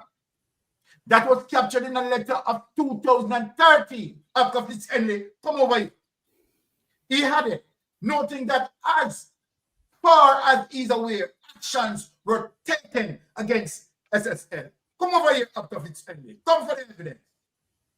Phillips had said a week ago that he did not immediately recall whether he had been fully briefed on SSL parlous financial state. In the October 2013 letter, SSL was told to refrain. Come over here, Fitz-Henley. Fitz-Henley, come over here. You don't know about this letter? Eh? In October 2013 letter, SSL was told to refrain from accepting new security businesses, dealing in securities, granting credit to other parties or related persons, and soliciting business from the member of public. So this is what I want to burn Andrew Holness with. Now, Andrew Holness, you would have known you're the Prime Minister. The Minister of Finance, right? Audley Shaw and Nigel Clark. Both of you would have known. Both of you would have known the situation with SSL. That SSL, look at the following. Why they were stopped, right? SSL was told to refrain from accepting new securities business. 1. 2. Dealing in securities. 3. Granting credit to other parties or related persons. 4. And soliciting business from members of the public. It was also ordered to provide all information, document records, access other assistance and cooperation to any special auditor appointed by the FSC. Andrew Holness-led government closed this down Take it away. Let me talk to the people and let me talk to the panel.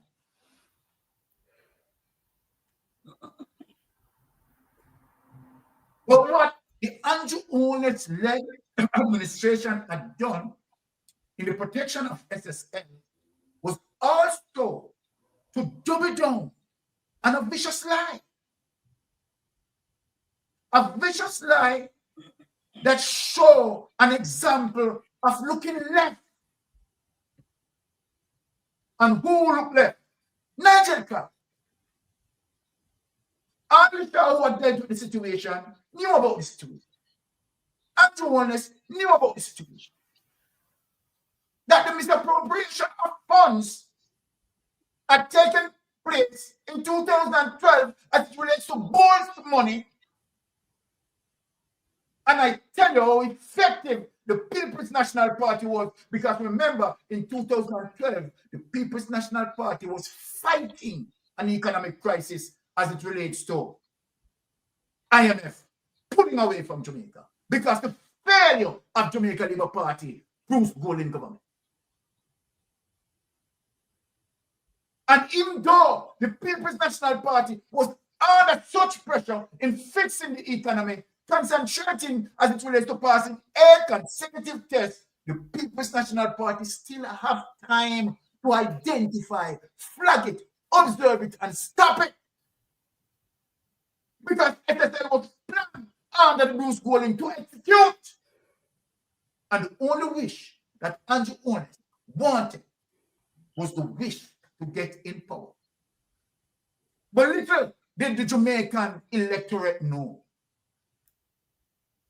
that he fooled the Jamaican electorate, being in the bosom of the Jamaican electorate, said himself as poor, that he grew up in a one-bedroom house. But if the Jamaican people were listening keenly, the Jamaican people would have realized that this man is a diabolical liar, because on the next campaign trail, he said he grew up into a two-bedroom house.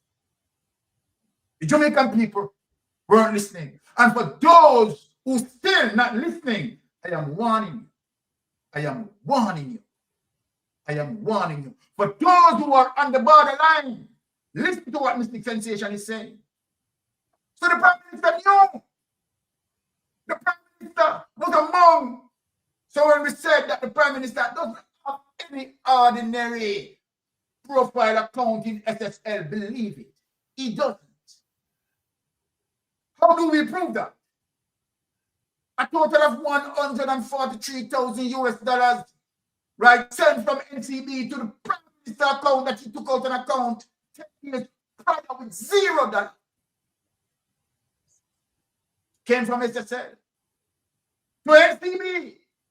And NCB, let me warn you, because we have seen a pattern exist with NCB, hosting, facilitating Panzi Scheme accounts. So we have you under surveillance. And so then we see the systemic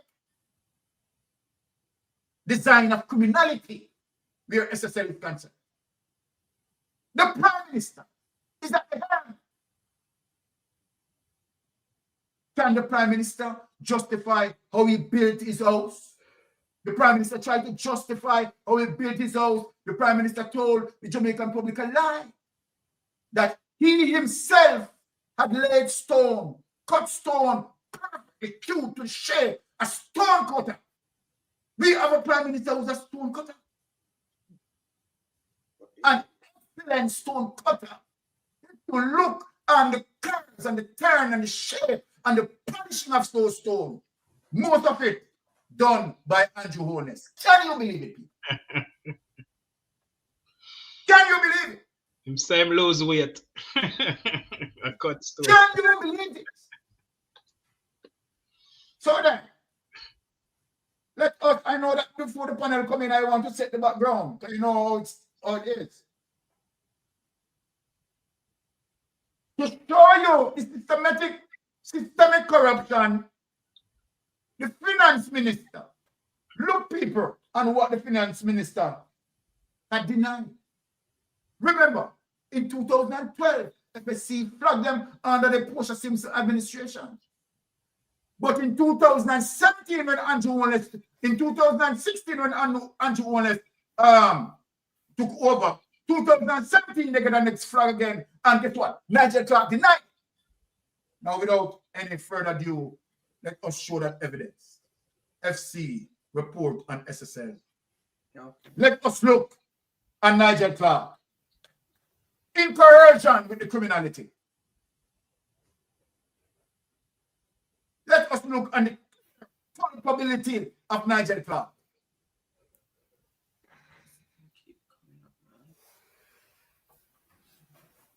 FC report on SSL was never brought to my attention. Now, this is the Minister of Finance. A crucial report like this. A crucial report like this. Right? This is January 29, 2023. Let us get into the meat of the matter, my people. Finance Minister Dr. Nigel Clark has now acknowledged that his office received a report from the Financial Service Commission, right, on the fraud in Stocks and Security Limited in April 2020. But he said it was never brought to his attention. Can you imagine, my people? Can you imagine? The report covered an examination of the private investment firm in June 2019, 2 years after the FSC threatened to suspend SSL license after being the company a problem institution that operated what?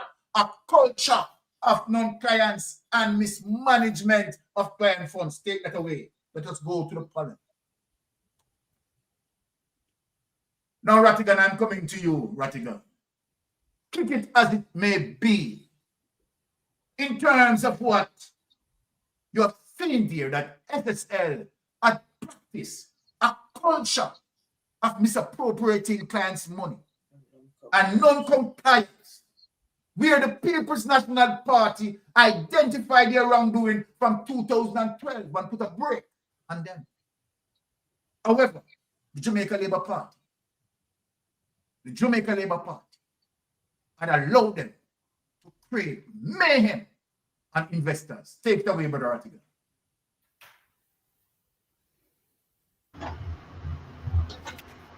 Well, there's not much I can add, because I think you have covered it comprehensively. And as I've said to you before, I think you're one of the experts on the SSL saga. I think Crow should have hired you, and Nigel should have paid you. Dr. Clark, rather, should have paid you. Yeah, because you know more about this than all of the investigators living in Jamaica. So there's not more to add. It's just one big cover-up, and what we need now is to see the Crow report. I'm trying to get the report out of the UK because it looked like we're not going to get it out of Jamaica, because the UK actually subsidized that report. So I'm trying to get some UK citizens to make some noise and see if we can get it. So once we get it, we'll release it. In the meantime, I'll just yield to another member of the panel because, like I said, you covered. There's not much more I can say, All right. Thank you for that, Ratty. Jamites, please take it away.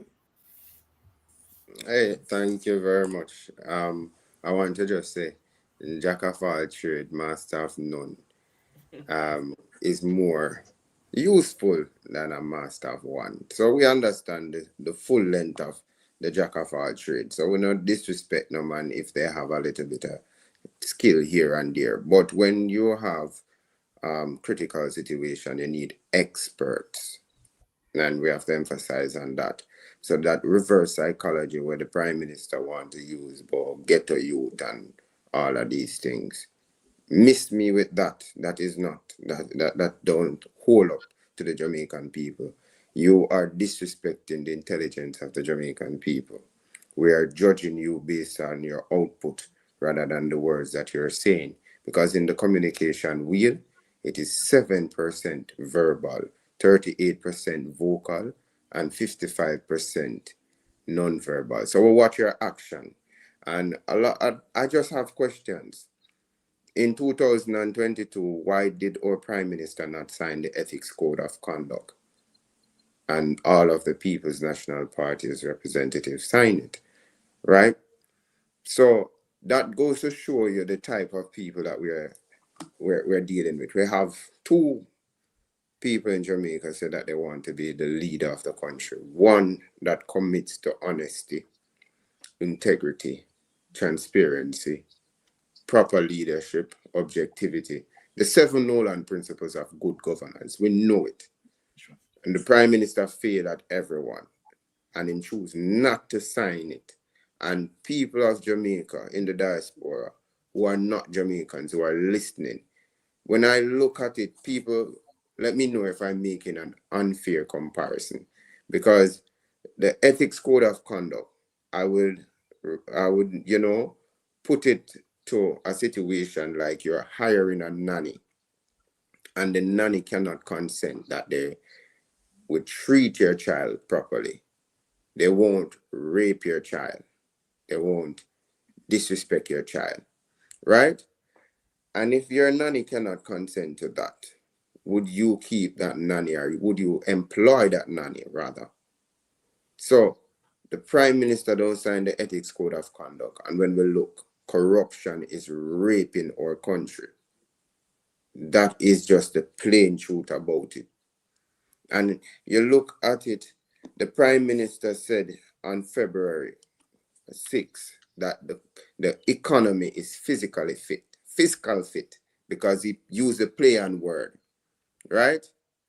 Then the Finance Minister, Favour Williams, said in February, Honorable Favour, I don't like call them honorable because they're not, they're liars.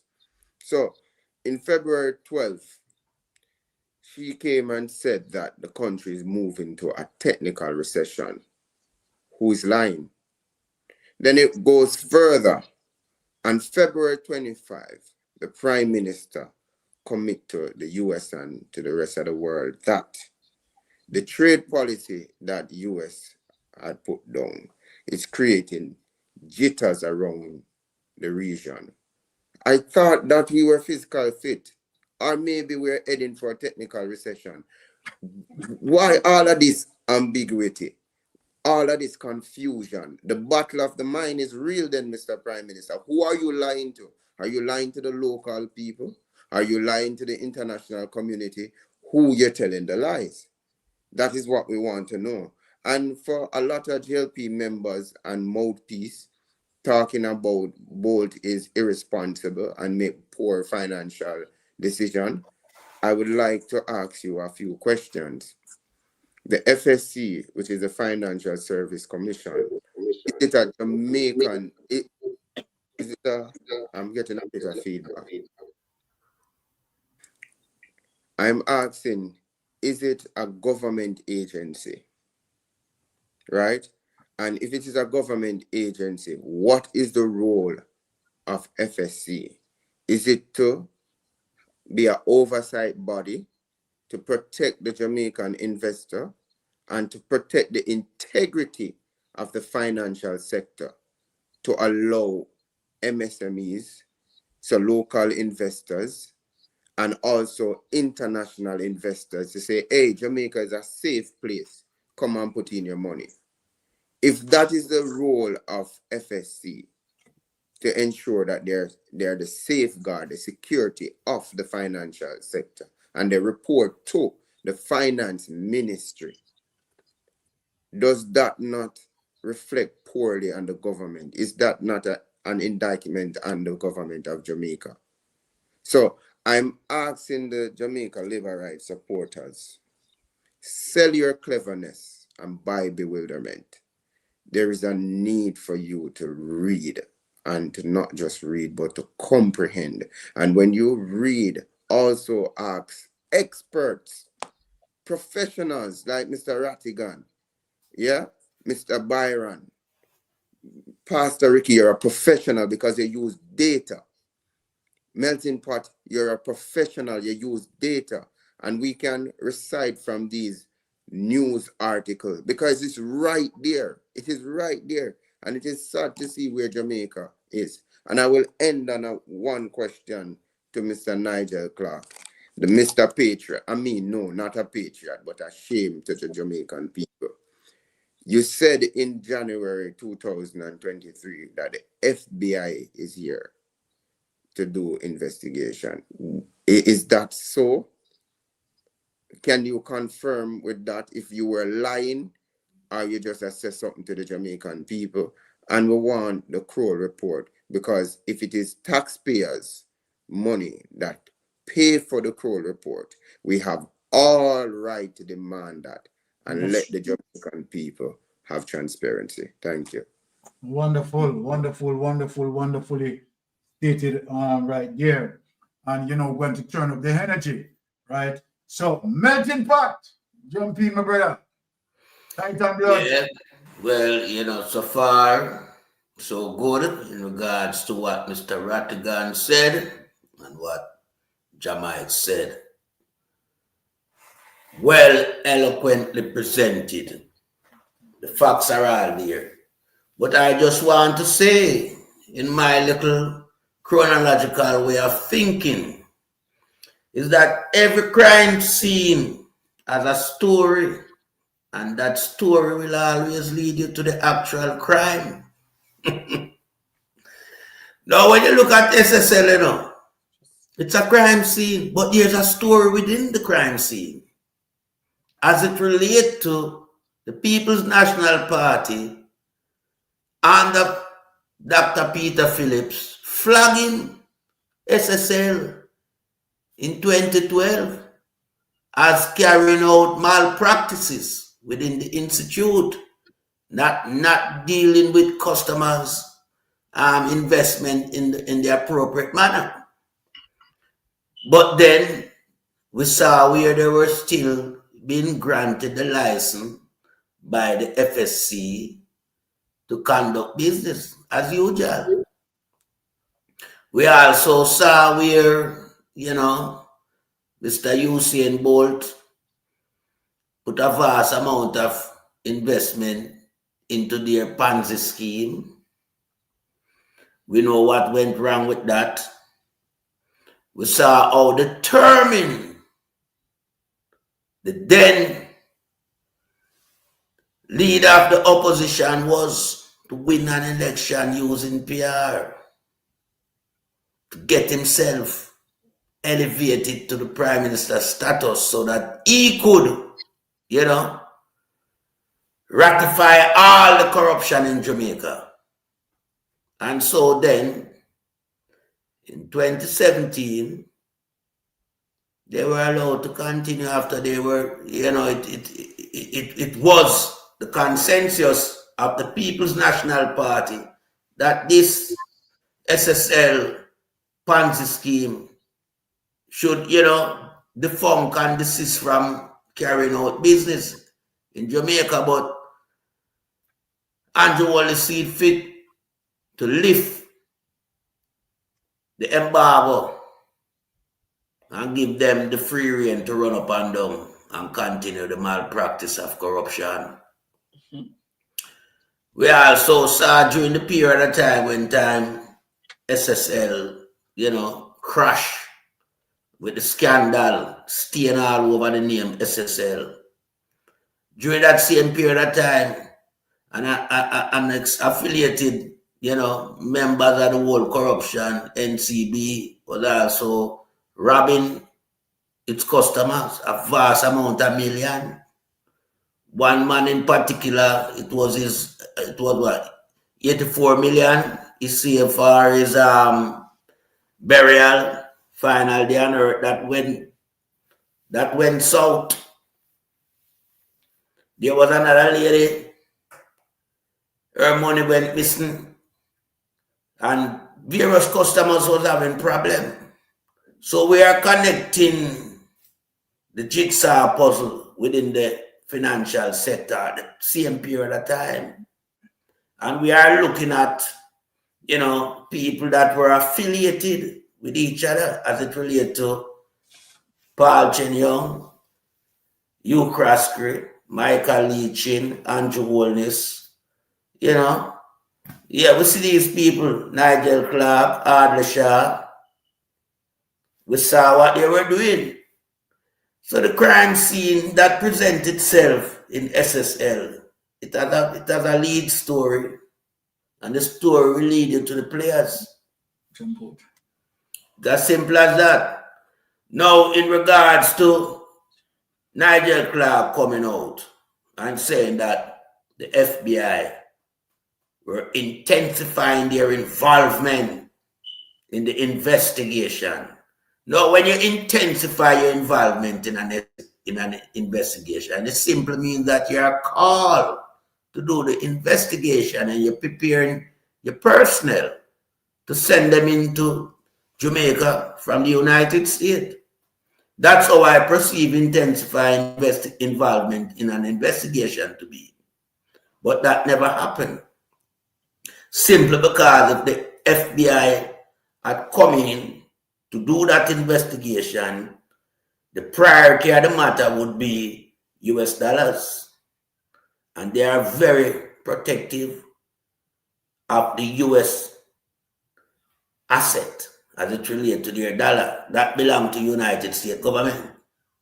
So we were lied, you know, by the then finance minister, Nigel Clark. We were told a lie. But what we saw, they went and they, you know, sought the assistance of Clark. Now, they came in and they done what they're supposed to do.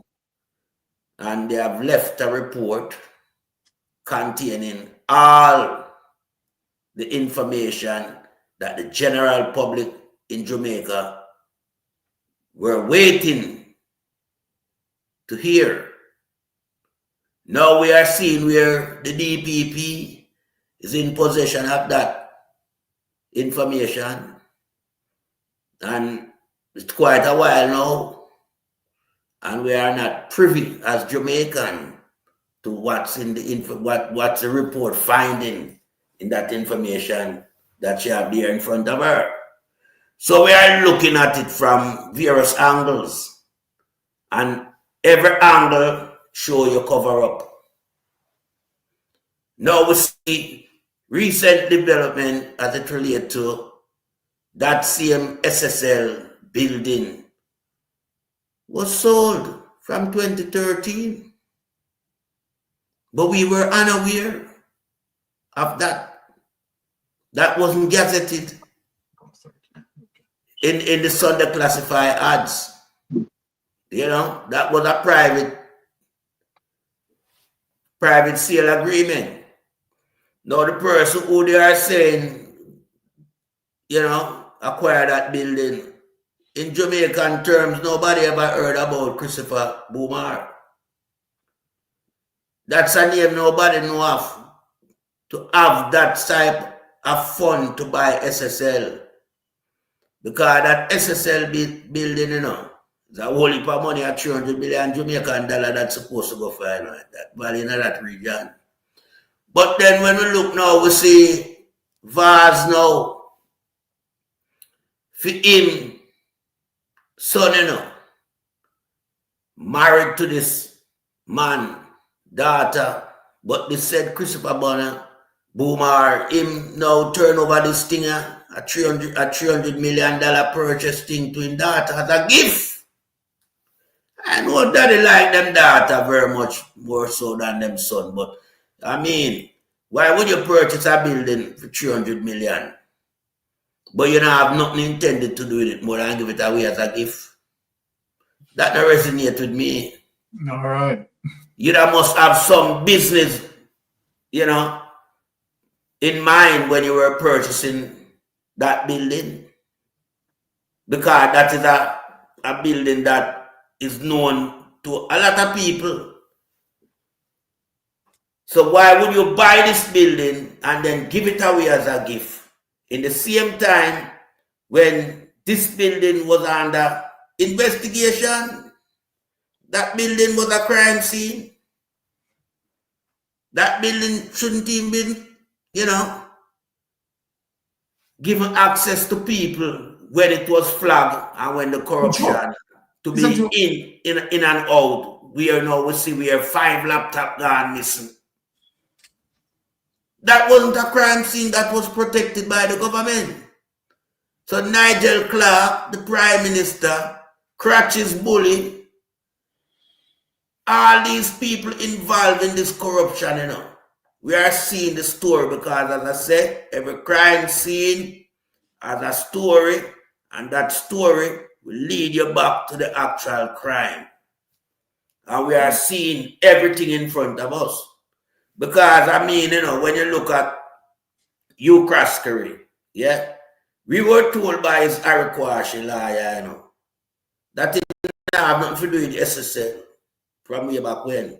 But we saw where him put a personal signature to the 78-year-old woman. We're going to extend on that, so don't touch too far, right? Because we are getting there.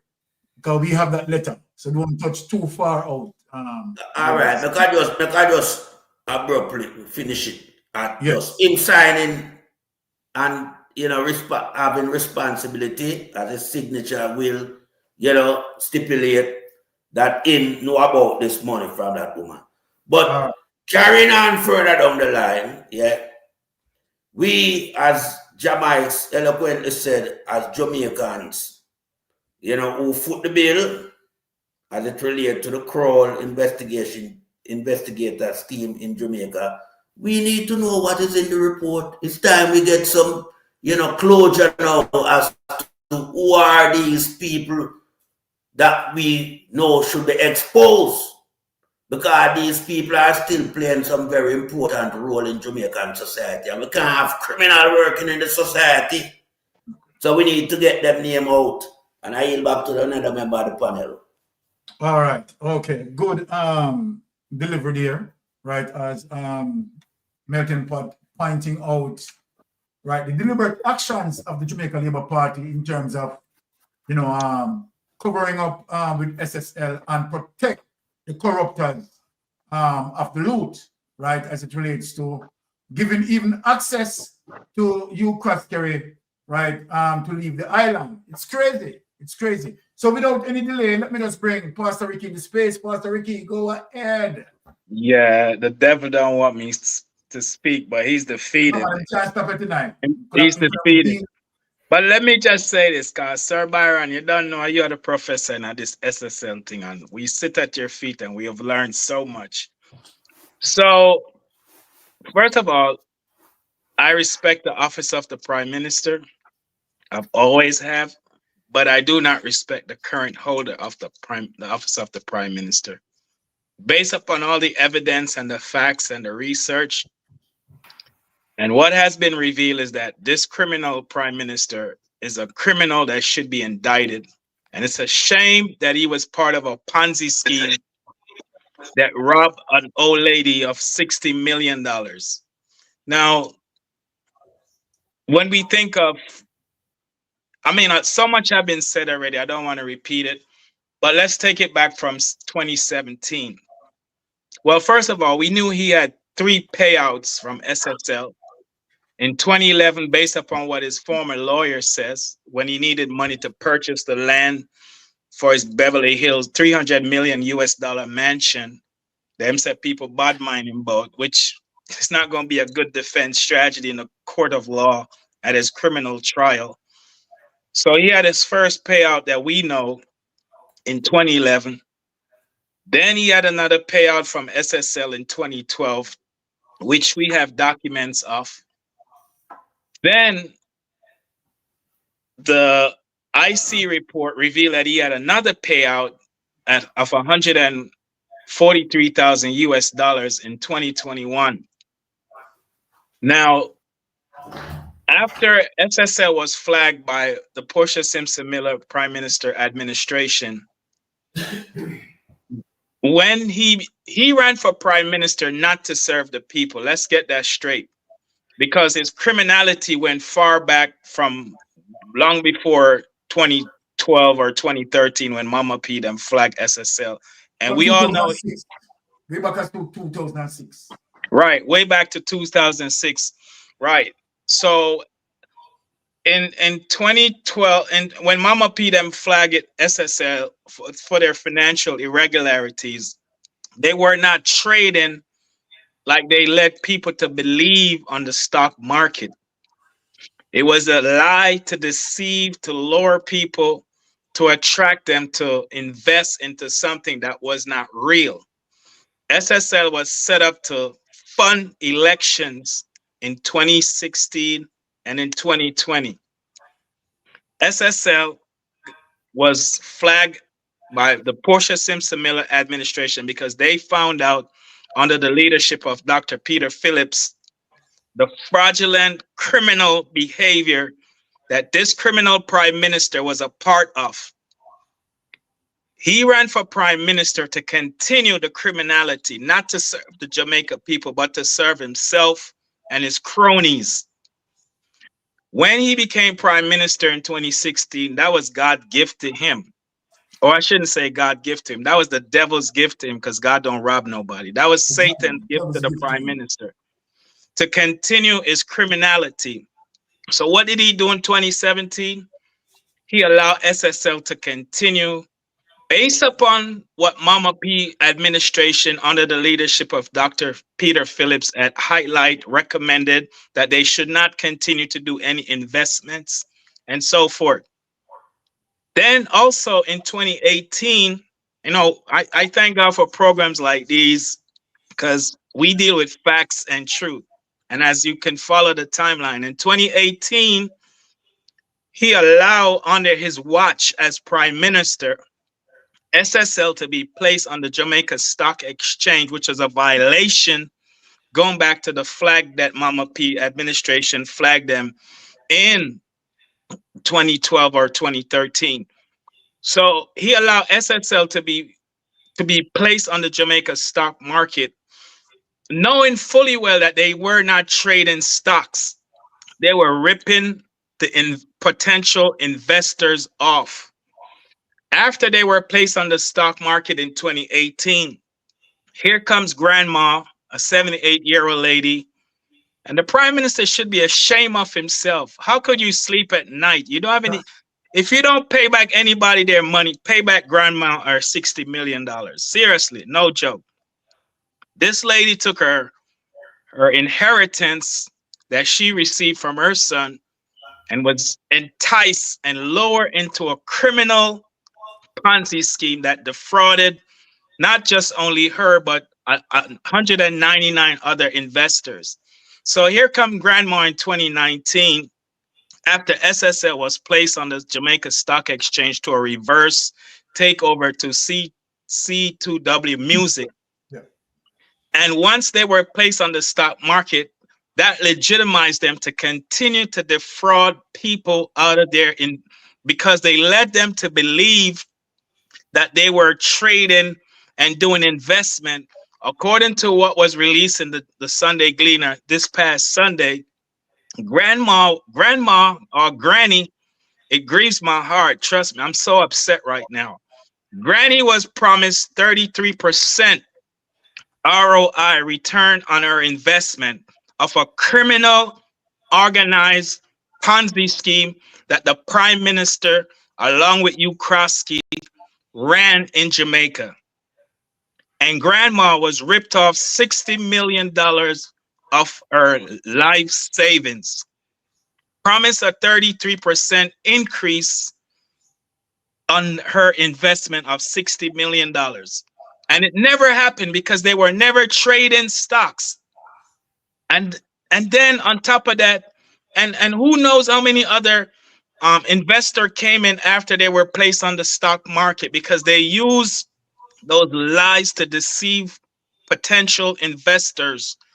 And so in 2021, based upon the IC report, the criminal prime minister had another payout from SSL of $143,000 US. This Panzi scheme ripped off the greatest heist in the history of Jamaica. The mother of all scandal, SSL Panzi scheme, ripped off $31 million US. And in addition to NHT taxpayers' funds, no wonder why people can't get a house from NHT, because they don't have the money to give them a house.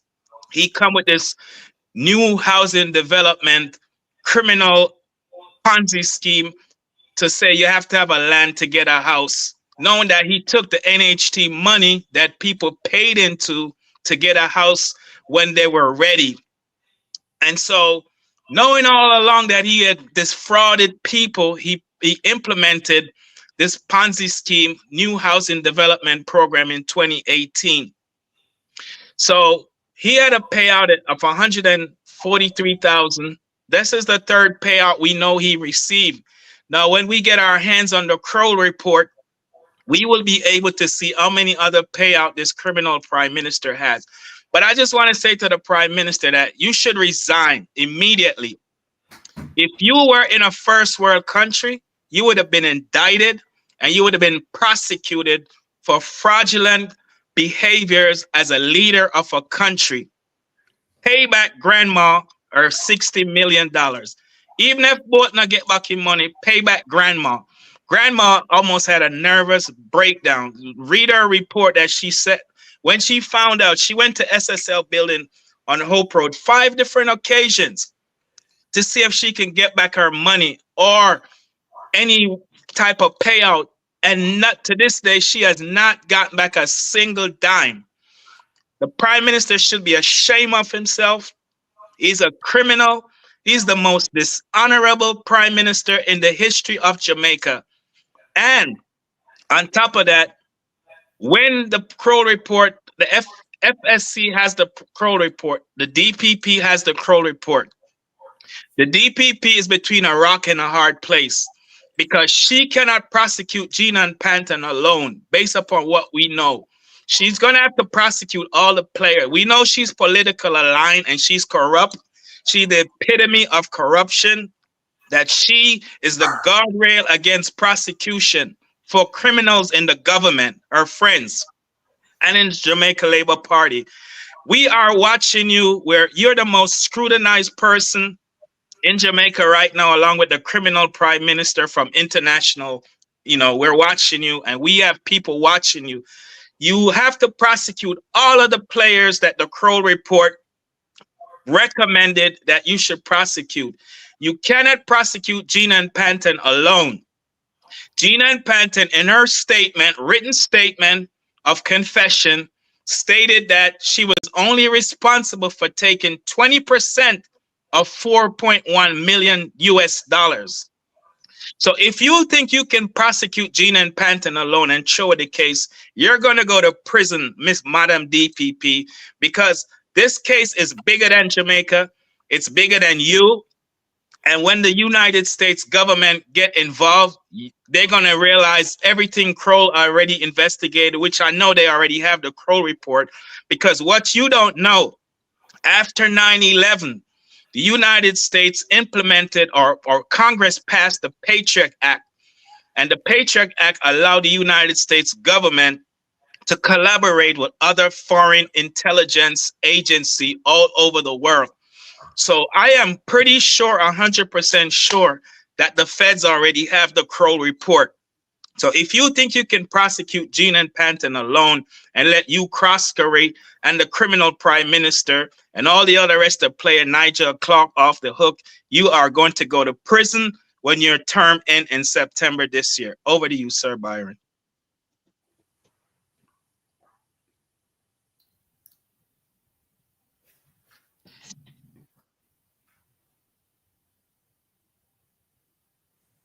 You're muted, Sir Byron. Yeah, I want to say, Pastor Ricky, that everything that you delivered a while ago, right, you're on point, right? And, you know, you have over 1,000 people tuning in. And I'm telling you that the information that, you know, Pastor Ricky just gave, right, it is so true as it relates to the conundrum that the DPP is in, the Prime Minister is in, and other persons, right? The Kroll report. I know from, you know, from the existence of this case, and, you know, Mystic Sensation been carrying this case, another platform as well, right, carrying this case, Partner Draw TV, Lonesome, Ratigan, and all persons right? Anderson Belrose, Bowler, the whole persons who are beginning up pulling this case. As critical thinkers, we know very well that, you know, this is the situation that is going to bring down the Jamaica Labour Party government, right? Because look at it in terms of how the government is moving, right? Even go as far as want to deal with the Constitution, right? Change things in the Constitution in order to make them get away of this case. This is the case. The FSL is extremely serious for the Jamaica Labour Party. Extremely serious for the Jamaica Labour Party. No two-way about that. Now, let us get into the letter. I'm not going to break down the letter tonight, right? To show you the level of wickedness, cruelty. And as often as I can, I see Andrew Holness as 100% pure, natural evil. And that's the truth about the matter. Andrew Holness administration, gone rogue, is a kleptocracy we are dealing with. No two-way about that. And let me say this. Any person who hearing the evidence or the evidence decided that they're still looking left, then I have to say to he, she, or the old lady that you are simply a criminal. Hearing the evidence, seeing how it is played out, right? You can't be on the side that want to suppress the Crawl report. If the Jamaica Labour Party did not have anything to hide, why? Why not show the Crawl report? It's the same thing that they had done with the FinSAC report. Because they didn't want people to understand that Edward Siaga, Dan Crawford, Paul Chen Young and Associates, and the same mastermind you cross-carried. Yep. Aligned with the Jamaica Labour Party. Aligned with the Jamaica Labour Party. Because the 1990s financial meltdown. And imagine the Jamaica Labour Party again. Bringing back the financial meltdown as it relates to SSL. Camouflage Paul Chen Young and Associates as SSL. Where Pastor Ricky spoke earlier. The extension of the viciousness, the extension of the corruption, the extension of the collaboration in committing the offense by the JFE, Jamaica Stock Exchange, the FSC, working collusion to put SSL and the Jamaica Stock Exchange to trick the people. And we are going to learn more as we enter the lady's letter. I want to say a mother, to a grandmother, to a great-grand, the pain that she's feeling. And I asking myself the question, right? Jamaica's asked it. When the Prime Minister goes to his bed, yeah. If this old lady letter that we are going to feature, if this person ever run across the Prime Minister mind, to say no, this level of wickedness. We understand that Bolt, as an icon, loses money, but Bolt carries something what we call stability to bounce back. He's young. He's young, vibrant. Yeah. And has the stability to bounce back. Payback grandma. I am asking Andrew Holness. I am asking you, Krusty. I am asking Paula Llewellyn. Payback grandma. If this old lady has the stability to bounce back. But again, I don't expect anything better because we have seen in the 1980s, the Jamaica Labour Party sent over 150 elderly persons to their fiery grave. My God. So then, imagine. It would not be a surprise. These persons have no conscience. They are reptile, cold-blooded animals. They are not mammals. They are not mammals. They are reptiles. Now let us play the lady's letter. Without any delay, lift it up on it. SSL fraud, ruin me. Can you imagine that the Prime Minister is a part of something like this? Can you imagine? Now here it is. SSL fraud, ruin me. Elderly woman speaks out about 60 million loss after investment in 2019. Trust me, my Jamaican people, this is, oh my God, this is the height of wickedness. Yeah. A 78-year-old woman from St. Andrew. Uncaring Prime Minister. Million. Huh? He's an uncaring Prime Minister to rob an old lady. That's why I played the Michael Manley clip to warn him what good governance is. A 78-year-old woman from St. Andrew who invested 60 million in the fraud investment firm Stocks and Security Limited.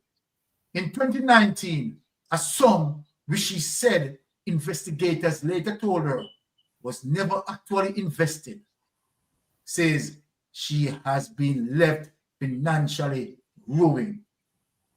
The elderly woman who asked the Sunday Gleaner not to identify her said the multi-million-dollar fraud that came to public attention in January 2023 caused her to seek medical attention, including sedation on several occasions. Oh my God. The scandal-scarred investment firm had been recommended to the woman by quite a few friends. I would like to know those friends. She told the Sunday Gleaner during an interview last Thursday. She was told SSL paid good interest, just like what Old Int promised. Good interest, just like what Cash Plus promised. Second field great Usain Bolt's name was also used as a pull factor. Hey, no people. No. And here it is that Zachary Harding. Let me go to Zachary Harding. Let me take on Mr. Zachary Harding here. Yeah. Let me read it over. Track and field great Usain Bolt's name was also used as a pull factor. She said, along with all kinds of other big names. Let me get deep into this lady's mind. Because if anyone tells this lady about Usain Bolt being a part of this, would have internal knowledge, would have intricate details, right, about this. So people need to identify this. Any person, the person or persons who told this lady that track and field, right, great Usain Bolt name was also used as a pull factor, right, would have known intricate details, right, of the investors' money. My God. And Zachary Harding said publicly that he didn't even know that Bolt, right, was invested in SSL. These persons, and you question, acted like he didn't know that Bolt money was invested in SSL. These persons. There is no definition. There's no adjective in this dictionary or any dictionary can describe the level of wickedness as it relates to Andrew Wallace and his friends, partners in crime. So when a Market Street property in Montego Bay, built to her and 3 other siblings by her father, was sold and she collected her proceeds, a check of $60 million. It was easy to turn it at 33.5% OPRO. SSL now abandoned St. Andrew head office while on her way home. Oh my God. She admitted, however, that she had done no research on the company that was fraught with irregularities that the state regulator. Because you know what, lady? If you had done it, lady, if you had done your research, what you would have seen, the Andrew Wallace administration would tell you otherwise.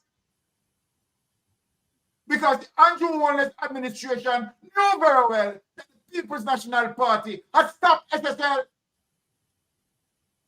But whosoever align themselves with SSL, whosoever have an account, so-called account in SSL, because we don't see no money leaving from any of the 28 accounts going into SSL, but we see money coming out of SSL, reaching a people's hand, people buy land, and people being out of SSL.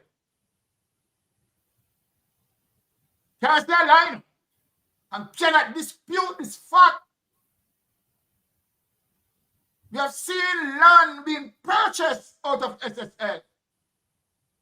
We have seen house being built out of SSL. Am I lying? You have the evidence. Now, the culture of non-compliance and mismanagement of clients' funds, unsafe and unsound practices 8 years earlier in 2009 forced the FSC to disrupt the repurchases agreement, right, business of the firm in 2010 after it noted 1.3 billion deficit between client liabilities and other similar arrangement and SSL matching assets. Look at that. SSL offered financial planning, private wealth management, and brokerage services, falling under the purview of the FSC, whose role it is to supervise. The word supervise is great here in our people. And regulate the securities, insurance, and private pension industries. Now let us go back to the word supervise. FSC, under the Andrew Wallace administration, I'm talking about FSC under the Andrew Wallace administration because the FSC under the People's National Party administration, the People's National Party had done an excellent job. But the FSC under the Jamaica Labour Party administration, with the coercion in criminality, they knew that SSL had problems, unsafe and unsound practices. They knew all of that. Culture of non-compliance and mismanagement of client funds. They knew all of that. 2017, Andrew Wallace stepped out. Because you, Andrew Wallace, you were thinking about SSL from 2009. You were planning premeditatedly, calculatedly to execute. Signs and the evidence is here. That is the reason why you don't sign the code of conduct. And you tell them not to do it. Huh? When you went in, you have seen that you were well prepared in terms of muzzling the Integrity Commission with Section 53, subsection 3. Because you know what you have done. And you spread propaganda on the Integrity Commission. Because you know that the Integrity Commission was going to dig all of this. So you make sure that you muzzle the Integrity Commission with Section 53, subsection 3. So to show you how premeditated Your plan was well calculated. SSL offer financial planning, private wealth management, and brokerage services falling under the purview of the FSC, whose role it is to supervise and regulate the securities, insurance, and private pension industries. The woman recalled delivering the check in September 2019, a moment she has come to regret. She repeatedly cheered. They were very excited. Yes. Because they're getting all the money to rob. They were very happy. They told me not to worry because I wanted to go to BNS, Bank of Nova Scotia, or JMMB. Miss, stay far from JMMB. Jamaica Money Market Brokers. The guy said to me, if SSL goes under, your money is in Cayman. I tell you, say, hey, trust me, the further I go with the thing, and my chest just a pump, man. I never forgot that those were his words. She said of her first encounter with SSL. Let me tell you something, people. Anybody, any person who know that information and vote for JLP, trust me. You and Andrew Wallace and anybody who support JLP, all of you are reptile, cold-blooded animals. She was asked the amount of interest she was expecting, but noted that he stressed instead the preservation of her capital, which she did not want to dwindle away. Her intent, she said, was to keep the money with the firm until she identified a suitable property for purchase. Oh my God. January 3, 2020 proposal from SSL to the woman, which was seen by the Sunday Gleaner, outlined how the firm had intended to invest $58.6 million from the funds she handed over. The below proposal was created on a conservative basis to increase the current income derived while keeping to an acceptable risk-adjusted level given your risk appetite. Now, you all them talk like they are investing, like they were investing. You see that they are professional criminal. Here, the conversation as if SSL was invested. My God, the document signed by then portfolio manager Shannon Harris and SSL founder and director Hugh Croskerry. Hey, let me ask Paula Llewellyn something. Let me ask Paula Llewellyn something. So Paula Llewellyn, now that you know that Hugh Croskerry sign off on the money here, you really make Hugh Croskerry live up and left Jamaica.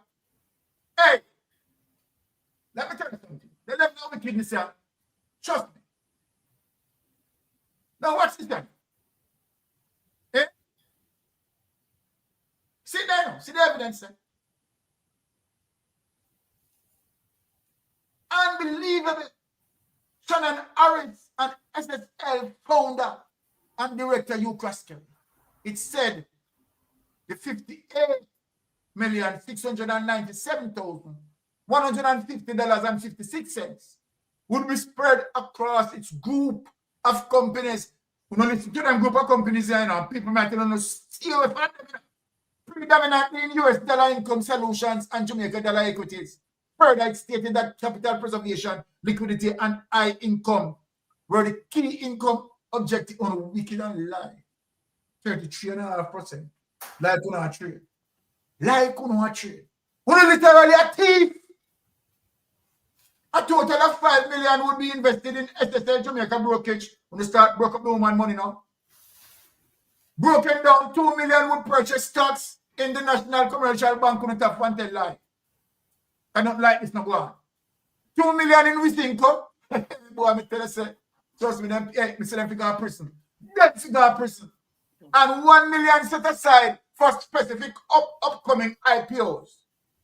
When you say them a canatis, people want to say them a canatis, the remaining sum of $53,697,150 right, would be invested in SSL, private wealth management, and SSL, asset management, Cayman. Eh? So, we want to know if the investigation are going to lead to Cayman to, you know. More crap. Yeah, you know something about crap? Hey. When I investigated a Cayman, a breakdown of how those funds would be managed, said 100,000 US would be invested in Eden Garden private financing. So, all right, all of this information that's coming up here, field responsibility and more responsibility is to investigate all of these things, because SSL wasn't investing. SSL wasn't doing any business. They were stealing money. They were in the business of stealing. Right? These solutions including 200,000 US in mortgage fund secured lending, 50,000 in SSL BTG contingent convertible at 8% Canadian dollars. Boy, you are a real criminal, man. I'm not lying, I take bad things and laugh. A real professional criminal, man. And just imagine the sign mix up in a design. And 40,000 US in a high heel liquid bond. Now, me here one of the Jagabite labor right. One of the Jagabite labor right that talk about Andrew Owners invest. Lord Jesus, please. Right? Andrew Owners invest. Tell me now. The Father God. Nobody else but love Andrew Owners. Father God love Andrew Owners so much. Andrew Owners, it's Father God bless the child that anything that Andrew Owners put him on pan, he make money. So now Andrew Owners who claims that he was a part of the 200 account, which not a line. Everybody else fear. Everybody else fear. And Andrew Owners come out scotch free. Andrew Owners came out with all the blessing that Father God given. Well, me have to ask Pastor Ricky tonight that when him go to church, ask Father God why him blessed Andrew Owners so much and wicked to this whole money. Me they go ask Pastor Ricky. We ask Father God why Father God blessed Andrew Owners so much. But according to this 78-year-old woman, I could have walked on that earth. I could have whistled this woman coming. Eh? No. May I tell you, boy? These solutions including 200,000 mortgage fund secured lending, 50,000 in SSL BTJ contingent convertible at 8% Canadian dollars, and 40,000 IE liquid bond. When I went to the internet and looked, the money was there. What you mean, man? Tell us that. Yeah? Everything was there. Even long after everything happened, it was there. Yes. Boy, you can really feel it, you know. You feel it. Honestly, I don't know why I turned in there SSL. It was just the convenience of it. I just wanted to put it somewhere until I decided to buy an apartment with it and have a little left over to live off. Now, this is a part what hurt me now. And I want Jamaica to feel a part of it now. Hear what the lady said, people. Hear what the lady said, people. All of them, hey, all of them criminals that in the JLP who they run up and attack up and a blah, blah, blah. You know, listen to what the lady has said. Hear what the lady has said. I don't know what to shut up on them all. Hear what the lady has said. The lady has said, the old lady said, I just wanted to put it somewhere until I decided to buy an apartment with it. And have a little left over to live off, she said. Now, to turn the old lady, you understand that the old lady now becomes dependent now. Eh? And no. But involved in this, no have no heart. Someone who have no big house with pool. Eh? I have no much woman them live lavish life on the back of this old lady. Right? She said when she learned of the 30 million US dollar or approximately 4.7 billion fraud at SSL, she called one of SSL directors who reportedly told her not to worry. You know, hear the lady, you need to call, I wish for the director call, lady. Why never call out the name, man? Because he's a big criminal, you know. Who you call that to know the thing going on? He's a big criminal, you know. Who reportedly told her not to worry and that her funds had not been touched and were safe. Hey, Lord, Papa Jesus. Me to tell you boy. More than 200 accounts were impacted by the fraud, including a holding company for a board that invested 6.2 million. But you see, I did not know that there was a red flag on SSL from 2015 or 2016. As a matter of fact, from 2009. And I wasn't business-minded like that way to research it properly. Then when you hear that they are listed on the Jamaica, Jesus, peace. When you see how the crime committed, man. That's why the FSC and the JSC work in tandem to put SSL on the Jamaica Stock Exchange to trick the people. See, Jenna? Then when you hear that they are listed on the Jamaica Stock Exchange, it felt better. But when I went to get back my money, it was chaos. These are the crooks and the Matino people. Then when you hear that they are listed on the Jamaica Stock Exchange, come here. Come here and show this. Come here, Nigel. FSC and JFE.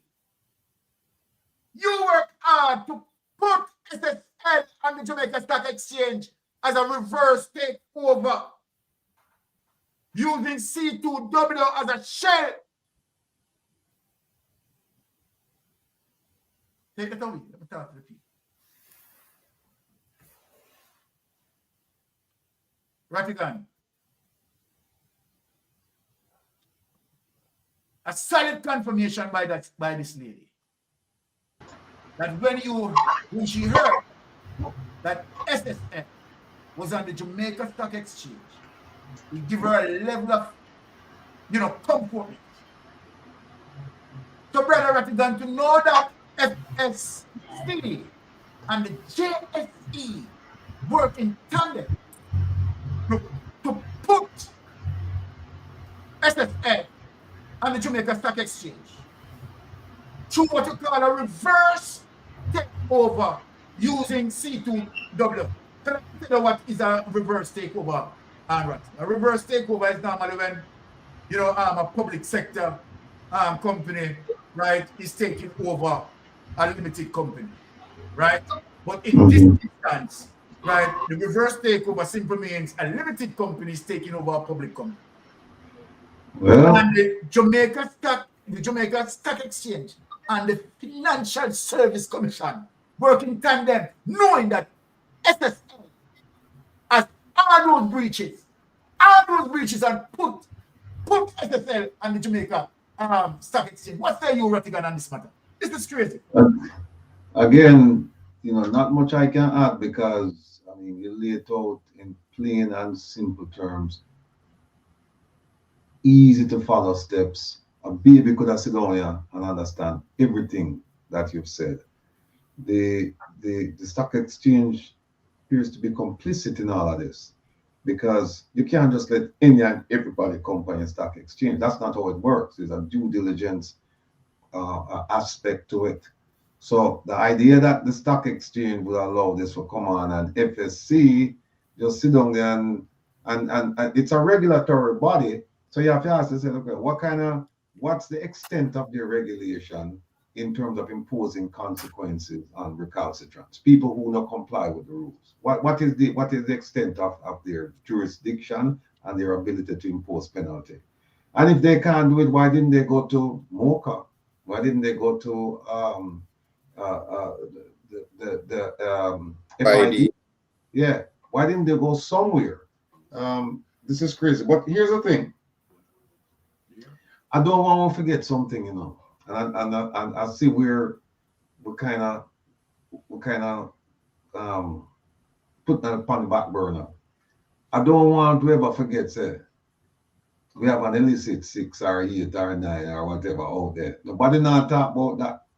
And I don't want to forget, say, we have a critical period coming up in the administration of the Integrity Commission. Justice Panton will not return. Kevin Stevenson, I don't think they're going to renew his contract. That's the director of investigations. The director of information and complaints, I think him gone too. Most of them gone. And look who them going to replace them with. Look, because it is my suspicion that, and the people I just mentioned, I think they'll all leave by May. And it is my great suspicion that once them leave, we can't forget about illicit 6 and come out. We can't just forget about that. So, like you said, Mystic, people have to start thinking about the election, because nothing is going to change if we don't make the change. Nothing is going to change. And this idea with the SSL, it's something that we shouldn't let go. We need to just keep, and I know sometimes it might sound redundant because you're doing it tonight, and I'm sure you've done several programs on it. And if I do a program on Saturday, people might have the tendency to say, yeah, but we hear that already. Well, you need to hear it again. Exactly. Because far too often, you know, it come in other years and it go to other years, then we forget about it and we move on to the next thing, or the story get overtaken by another story. And we can't afford that fact. We have to change the mindset of Jamaica with this 8-day, 9-day wonder. So, like I said, kudos to you and your team, and your better half, I should say, for putting this thing together and basically walking us through the path, teaching us all of these things, because it is now clearer than ever before that this, and Pastor Ricky has been saying it for quite some time now, this is a Panzi scheme at its core. It's a Panzi scheme. It appears at this point that they were taking in new money to pay off the people and were putting the old money.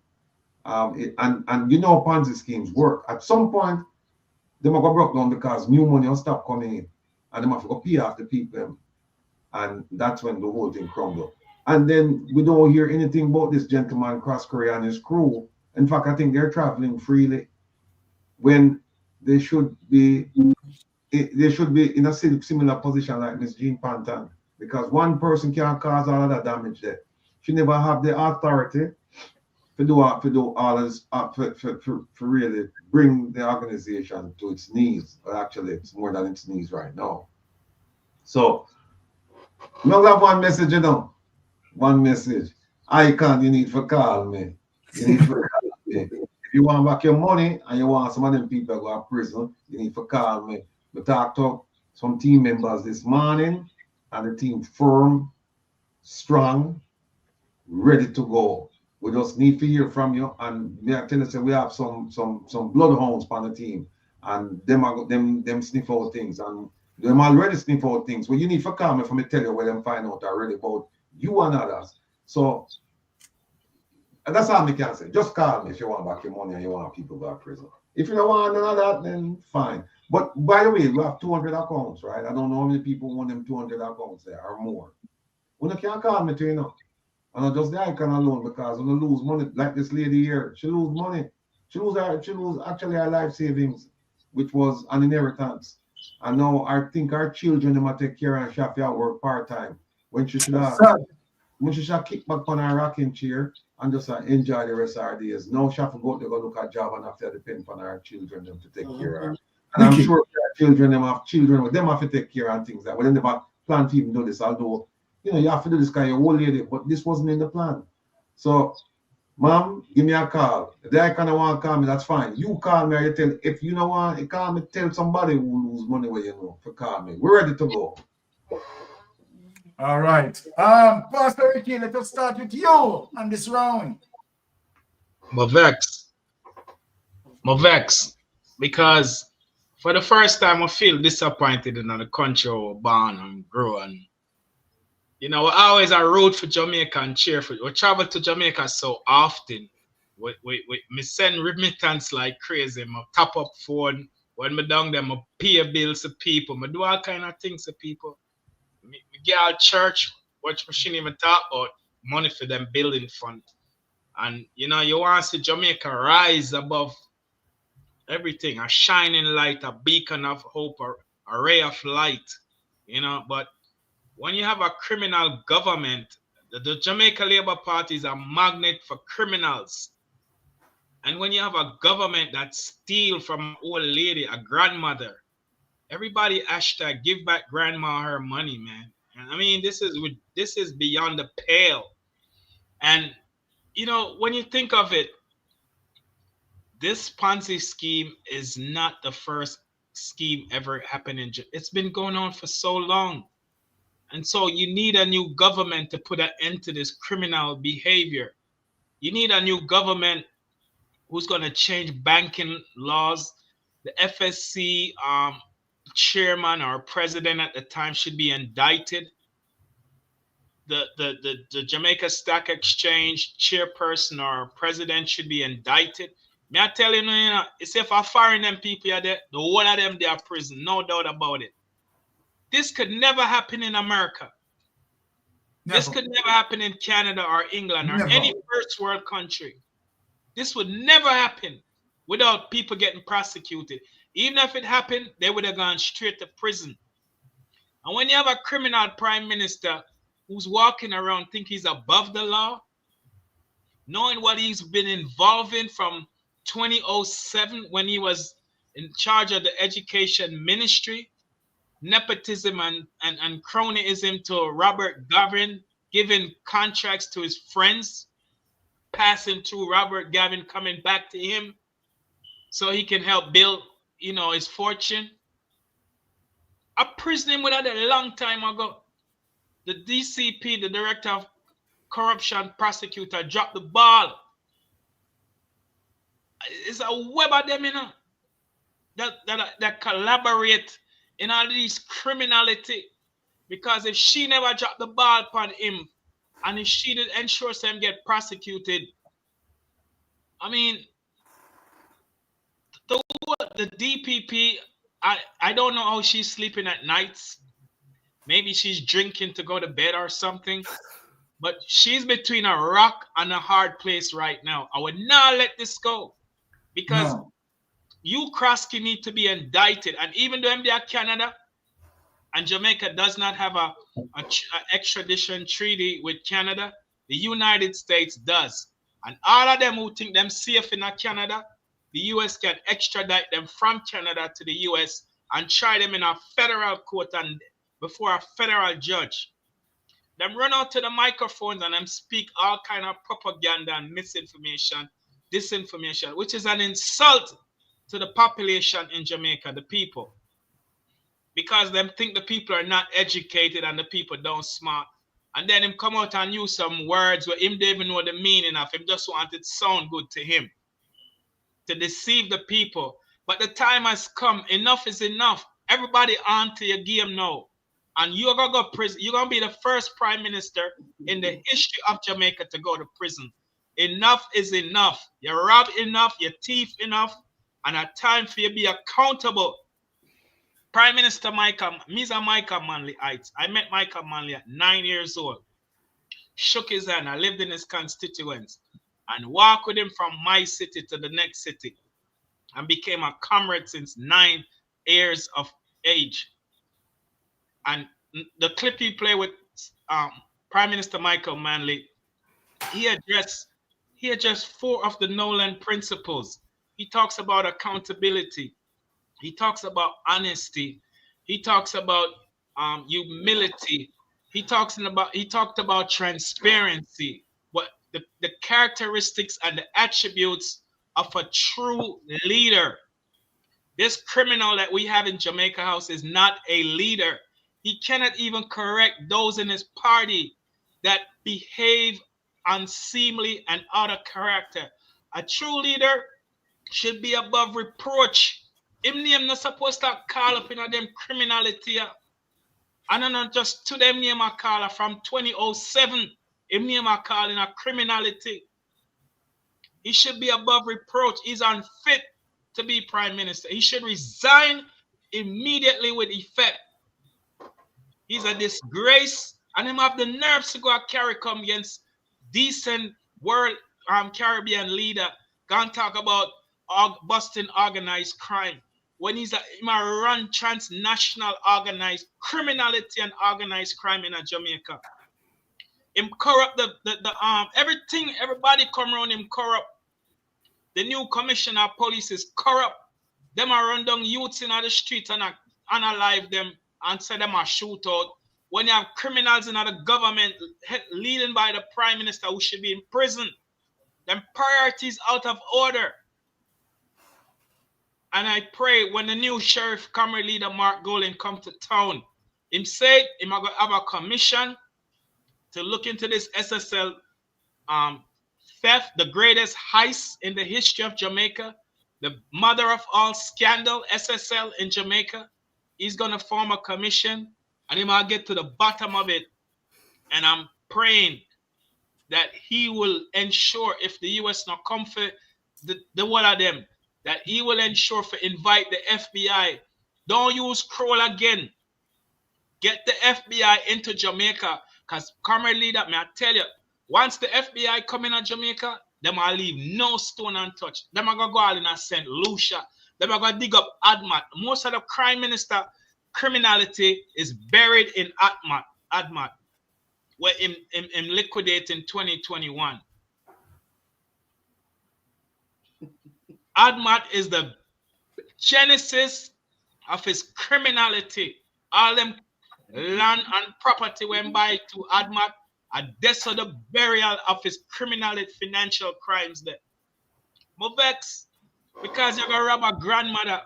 I mean, now the lady's in distress. Give back granny or hashtag give back granny her money. Everybody should go on the Prime Minister's social media site. Hashtag give back grandma her money. You can't rob old people and think God pleased with you.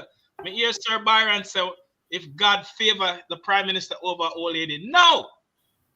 Just like God bless us and give us gift, the devil also give people gift. The devil went to Jesus in the wilderness and took him up on a high pinnacle and said, all these things of this world I will give you if you just bow down and worship me. So when you live for the devil and you worship the devil, your blessings come from the devil. And at that, the Prime Minister have a pure devil worship blessings him have. Him not have no blessings from God. He's cursed. He's a disgrace. The worst Prime Minister in the history of Jamaica. I'm going to call upon the umbrella of church, because one last point, sir, but I'm vexed. I'm going to call upon the corrupt umbrella of compromised church in Jamaica. It's an organized religion. God does not go with organized religion. God moved by his spirit. And if we not truly have the Holy Ghost in our, the Holy Spirit, we will distance ourselves from this criminal Prime Minister. And for everybody who hug up the Prime Minister on stage, I'm going to tell you one thing about U.S. government and how election run in America. First world country that talk about. You say if a politician involved in a corruption, scandal, or criminality, nobody they even want to take picture with that person. Allow me to tell Sir Rattigan, nobody now want to depend on a stage with that person, because you know what? Their opponent is going to tie their criminality to them, to the other candidates, and taint them as the same. So based upon that philosophy in America, the whole of the Jamaica Labour Party MP candidates, then 49 of them, they are the same, because they're not speaking out, they're not distancing themselves from this criminal Prime Minister. And so because they're shielding him, they're aiding and abetting criminality, and they have become accomplices in criminality. Back over to you, Sir Byron. No, Bless Byron, one quick thing. Yeah, go ahead, brother. Pastor Rick, you're right. Because I remember when I was the number 2 guy in charge of the office, the FBI office in Mississippi, that in the city of Jackson, the mayor, I can't remember his name now. He was involved in he was being investigated by the FBI for some corruption thing. And I remember I went to several functions and see him, and it was like a pariah. When he walk in the room, people run as far as them could from him. I felt bad for him because I said, this is a guy where everybody used to crowd around and seeking him endorsement and him friendship. And the moment the people, the evidence the moment the investigation became public, that them start looking into him and that they were going to arrest him. I mean, everybody does. And he have to show up, come on the mayor still. But him show up, and like Pastor Ricky said, nobody know that all the people who used to hug him and think them bold. Well, them run, because bold call me. But them All right. All right. Blessing to for that, Brother Rattigan. And yes, Pastor Ricky, and I see your great passion there, right? Particularly where the elderly is concerned. And you wonder the level of wickedness, right? It's heart-rending, right? To know what transpired with that old lady. Now, Jamites, come into the space. Yeah, thank you ever so much. I want to say this to everybody out there who's listening and who is going to listen after this has done aired live. I ask that you continue to like and share information like this. Subscribe and tell somebody else about the movement of informing Jamaicans about their dignity, pride, and informing them what good governance is, what transparency looks like, what accountability looks like. And it is when you're informed, it's time to take action. And also want to say to the Jamaican people and the well-wishers of Jamaica, when good people sit aside and watch bad things happening to vulnerable people, reconsider your mindset. And when I say that, I will say Mr. Rattigan, I watched the program that you had Saturday, and what you propose, it's amazing. And I believe that more Jamaicans need to understand the fact that we have to protest. It is 100%. I could understand that we couldn't protest then, but we must protest now. Why? Because we're informed. When you're informed, you're empowered to make changes. And yes, we can come and speak, but action must marry our speaking. And yes, we look at all the challenges, all the fear that comes with it. The Prime Minister runs a demagogue. And with fear, you get stronger, you get wiser. And the saying that says fear is false evidence appearing to be real. In 1838, emancipation didn't happen because the slaves sat down and folded their hands. They saw that something was wrong and they stood up. Let fear cause you to have courage to act decisively, critically, and strategically. My son always tells me, Daddy, strategy over strength. And he plays his game. And he said that he's not going to cheat like other people do, the cheat code. He's going to take his time. He's going to use strength. And I can tell you, going back to what the poll result is, I want to say Jamaicans are living the real poll. My gardener, I'm a person normally, share or pour from a empty cup. And I can tell you in my personal capacity that empty cup has now been broken because we have a broken system where we have blacklisting, we have corruption, we have inflation, we have hopelessness on the country. When my gardener said to me, and he was talking to me just since even, and I have my personal issues and just listen to him speak, Mr. Rattigan, Pastor Ricky, Mystic Sensation, people in the comment section, I believe that my problems are not problems. I really felt like I wanted to cry just listening to the man's problem. And how Jamaica is hard, extremely hard. It's not just his story, many other people's story. So I say to the Jamaican people, the time has come where we have to stand and act in today's date, because God didn't promise tomorrow to you and I, or next week or next month. The only time we have is now. Our ancestors are looking at us. They stood for something. Are we going to use today's date as just another day, the 9-day talk, and then that's it? Jamaica too addicted to breaking news. It's time for us to start breaking chains. As soon as a new news come up, we leave SSL, we leave the case that the Prime Minister, there's illicit enrichment, we leave the Prime Minister not sign the ethics code of conduct. So it's time for us to stop running down breaking news and for us to make a stand and break the chains of corruption. Mr. Rattigan, I fully endorse the idea of a protest. The Jamaican people must know that the diaspora has always been the backbone of the economy. It is the breath and the life of the Jamaican people. The diaspora is the the wind in the lungs, the oxygen in the lungs. And with that being said, Jamaican people, you must respect who love you, must respect who cares for you, and also sell your cleverness and buy bewilderment, because a lot of Jamaican people think that they do know, but we don't know. And we need to listen. Sometimes they talk too much, and it's time for action. I greet everybody. I'm very tired. I had a long week last week, but I had to come and touch base with family members.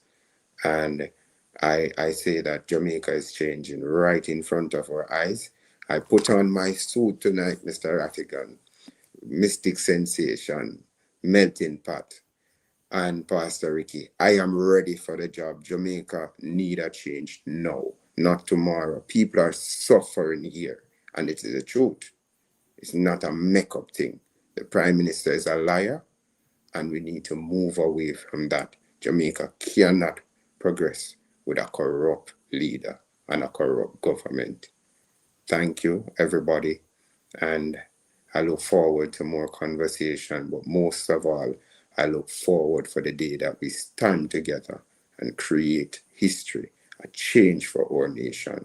So thank you. I tell you, so strong as it relates to, we are going to close. And of course, we have none other than Melting Pot to close for us. But let me just take up something as it relates to how Jamaica ended. And let me quote Claude McKay: "If we must die, let it not be like hogs hunted and penned in an inglorious pot, while round us bark the mad and hungry dogs, making their mark at our cursed lot. If we must die, let us nobly die, so that our precious blood may not be shed in vain." Jamaica, we are fighting for our cause. We are fighting for our people. And with this, I give Melting Pot the window to close. Close this out, Melting Pot. Go ahead, sir. Yes, sir, Byron and panelists. Boy, tonight, touching, tonight, moving.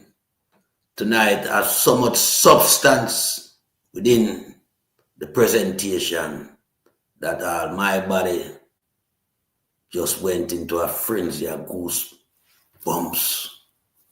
Just to learn of the atrocity that these men pursue and carried out with that 78-year-old senior citizen mother, grandmother, probably even great-grandmom.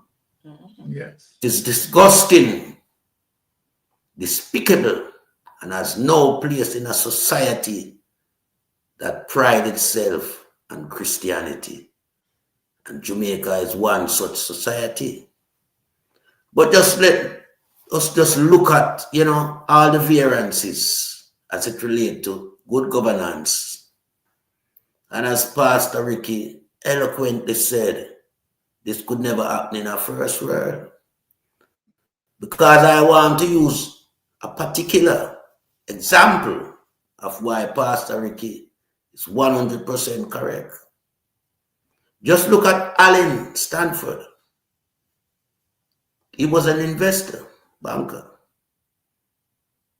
Invested $8 billion into 2020 cricket. But when he was found in breach, he was arrested. And we didn't have a long drawn out process. But the fact that Allen Stanford physically invested the money into 2020 cricket is completely opposite to these people who weren't investing the investors' money. But yet still Allen Stanford is now in prison. So I'm asking the question, aren't we looking at the same complexity of criminality as it relates to SSL and what Allen Stanford did? It's the same. It's just the fact that it happened in a different jurisdiction. And the disparity between both jurisdictions is that the United States of America is transparent and Jamaican are criminals. The justice system affords these men the luxury of criminality activity ranging for over 30 years or more. Because this is coming all the way back from Paul Chen Young. Hugh Crosby was a part of that dynasty. And so we know the Jamaica Labour Party is always connected to this type of mechanism of criminality as it relates to finance in Jamaica. So we are asking for the outside world now to come and throw their weight behind this SSL saga. United States, Canada, UK, please, Jamaica need your assistance now more than ever. Because the pathway that Jamaica has pursued under this regime government is a pathway to destruction. A pathway that will destroy all Jamaicans' life. And it is doing it, as I'm speaking presently, as a result of misappropriation of a vast amount of Jamaica finance. And it's not done by the majority. It's a small minority, a group of culpable people that seek to enrich themselves through the hard-working Jamaican taxpayers' money and investment money. So we are looking at a situation now that should be, embraced by Jamaicans in the diaspora and back in Jamaica. Embrace this as a time in our history where we have to reckon to the fact that these people need to be held accountable for their action. And whoever is protecting these people must be put behind bars, because this is a travesty on Jamaicans' life. This is something that, it demoralizes all Jamaicans far and wide. True. We cannot allow a minority of people to enslave us Jamaican in 21st century. Because slavery was abolished long time ago, and slavery has changed in terms of consequential behavior practice, and there are laws that prevent any form of slavery in 21st century. So when you steal from people who invest with you, it's a law in itself that carry prison time. Andrew Wallace, the DPP, Hugh Croskery, Nigel Clark, and some other players, I don't want to call the name right now for reasons. But these people that form this criminal scheme organization in Jamaica must be held accountable and must be put in behind bars, because that's the only way that 78-year-old grandmother, great-grandmother, senior citizen mother will ever get closure in the way she feels about her investment. And I close in that word of thought. All right, there you go. I want to say big thanks for all the people who passing through. I want to say big thanks to the panel once again to come out, right? And, you know, performing, right, their actually moral duties, like their civic duty, right? You know, fighting for their country, wanting to see, you know, good governance. And we are here, right, in this space, right? Brother Rattigan is here doing, right, his civic duty. Pastor Ricky doing his civic duty. Melting Pot, civic duty. Mystic Sensation. And of course, Lonesome in the place on a day-to-day basis, burning the candle. So people continue to support us, right? And we are happy, right, to have your energy pushing us forward. We will never leave you in the dark. We will continue to fight with you until we see a way out as it relates to justice, good governance. We are saying, people, we are saying to all Jamaicans, without any doubt, ensure, put the X beside the L. We are talking about good leadership, good governance, nation building. Vote People's National Party. And I'm out. Panel. One second. March 31st is the deadline to numerate in Jamaica if you're going to vote in the upcoming general election. Go out and get numerated, register to vote.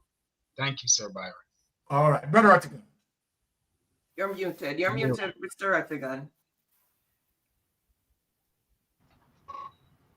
Yeah, one quick thing. Yes. Folks, last week, Saturday, we put forward the proposal to support a protest in Jamaica, a protest that will be organized by the diaspora.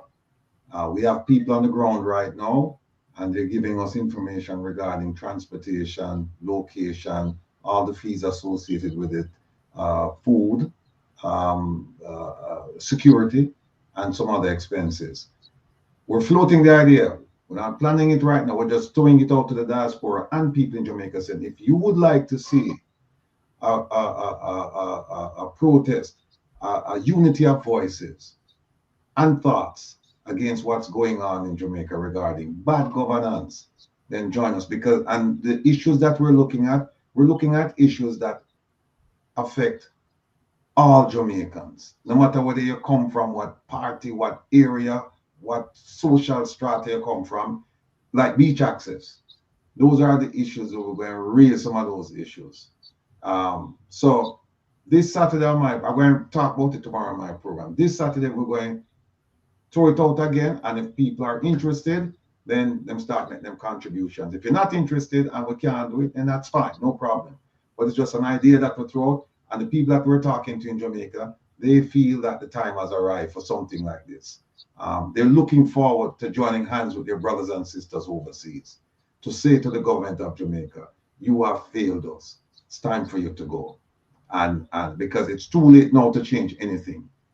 If you never change it the first few years, you're definitely not going to change it now in the last few months.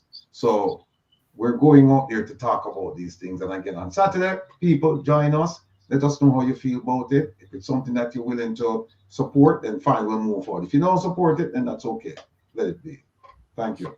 All right. And let me say something in terms of, right, you will not see any of the facial presentation here, right, in Jamaica, right? So make sure say we're making that clear, Ratty, where that is concerned. Because what we are doing, right, as it relates to, you know, we are not behind curtains. We are not behind anything hiding. Our face is there.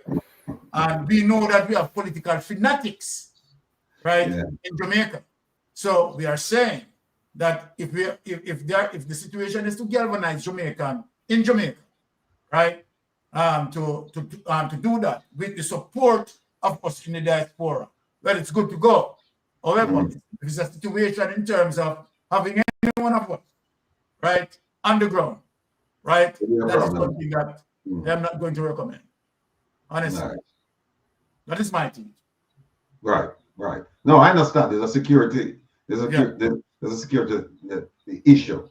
Exactly. No matter how you slice it, there would be a security issue. Of course. You know, so, and you know, people will distance themselves should something happen and say, "Hey, we never have nothing to do with it," you know. So. Yeah. All right. So. But we'll talk more about it Saturday. Okay. Tomorrow night on Come Read with Ratigan. All right. Blessings. Guidance. Thank you. God bless you. Good night, everyone. Bless you. All right. Bye-bye. Blessings.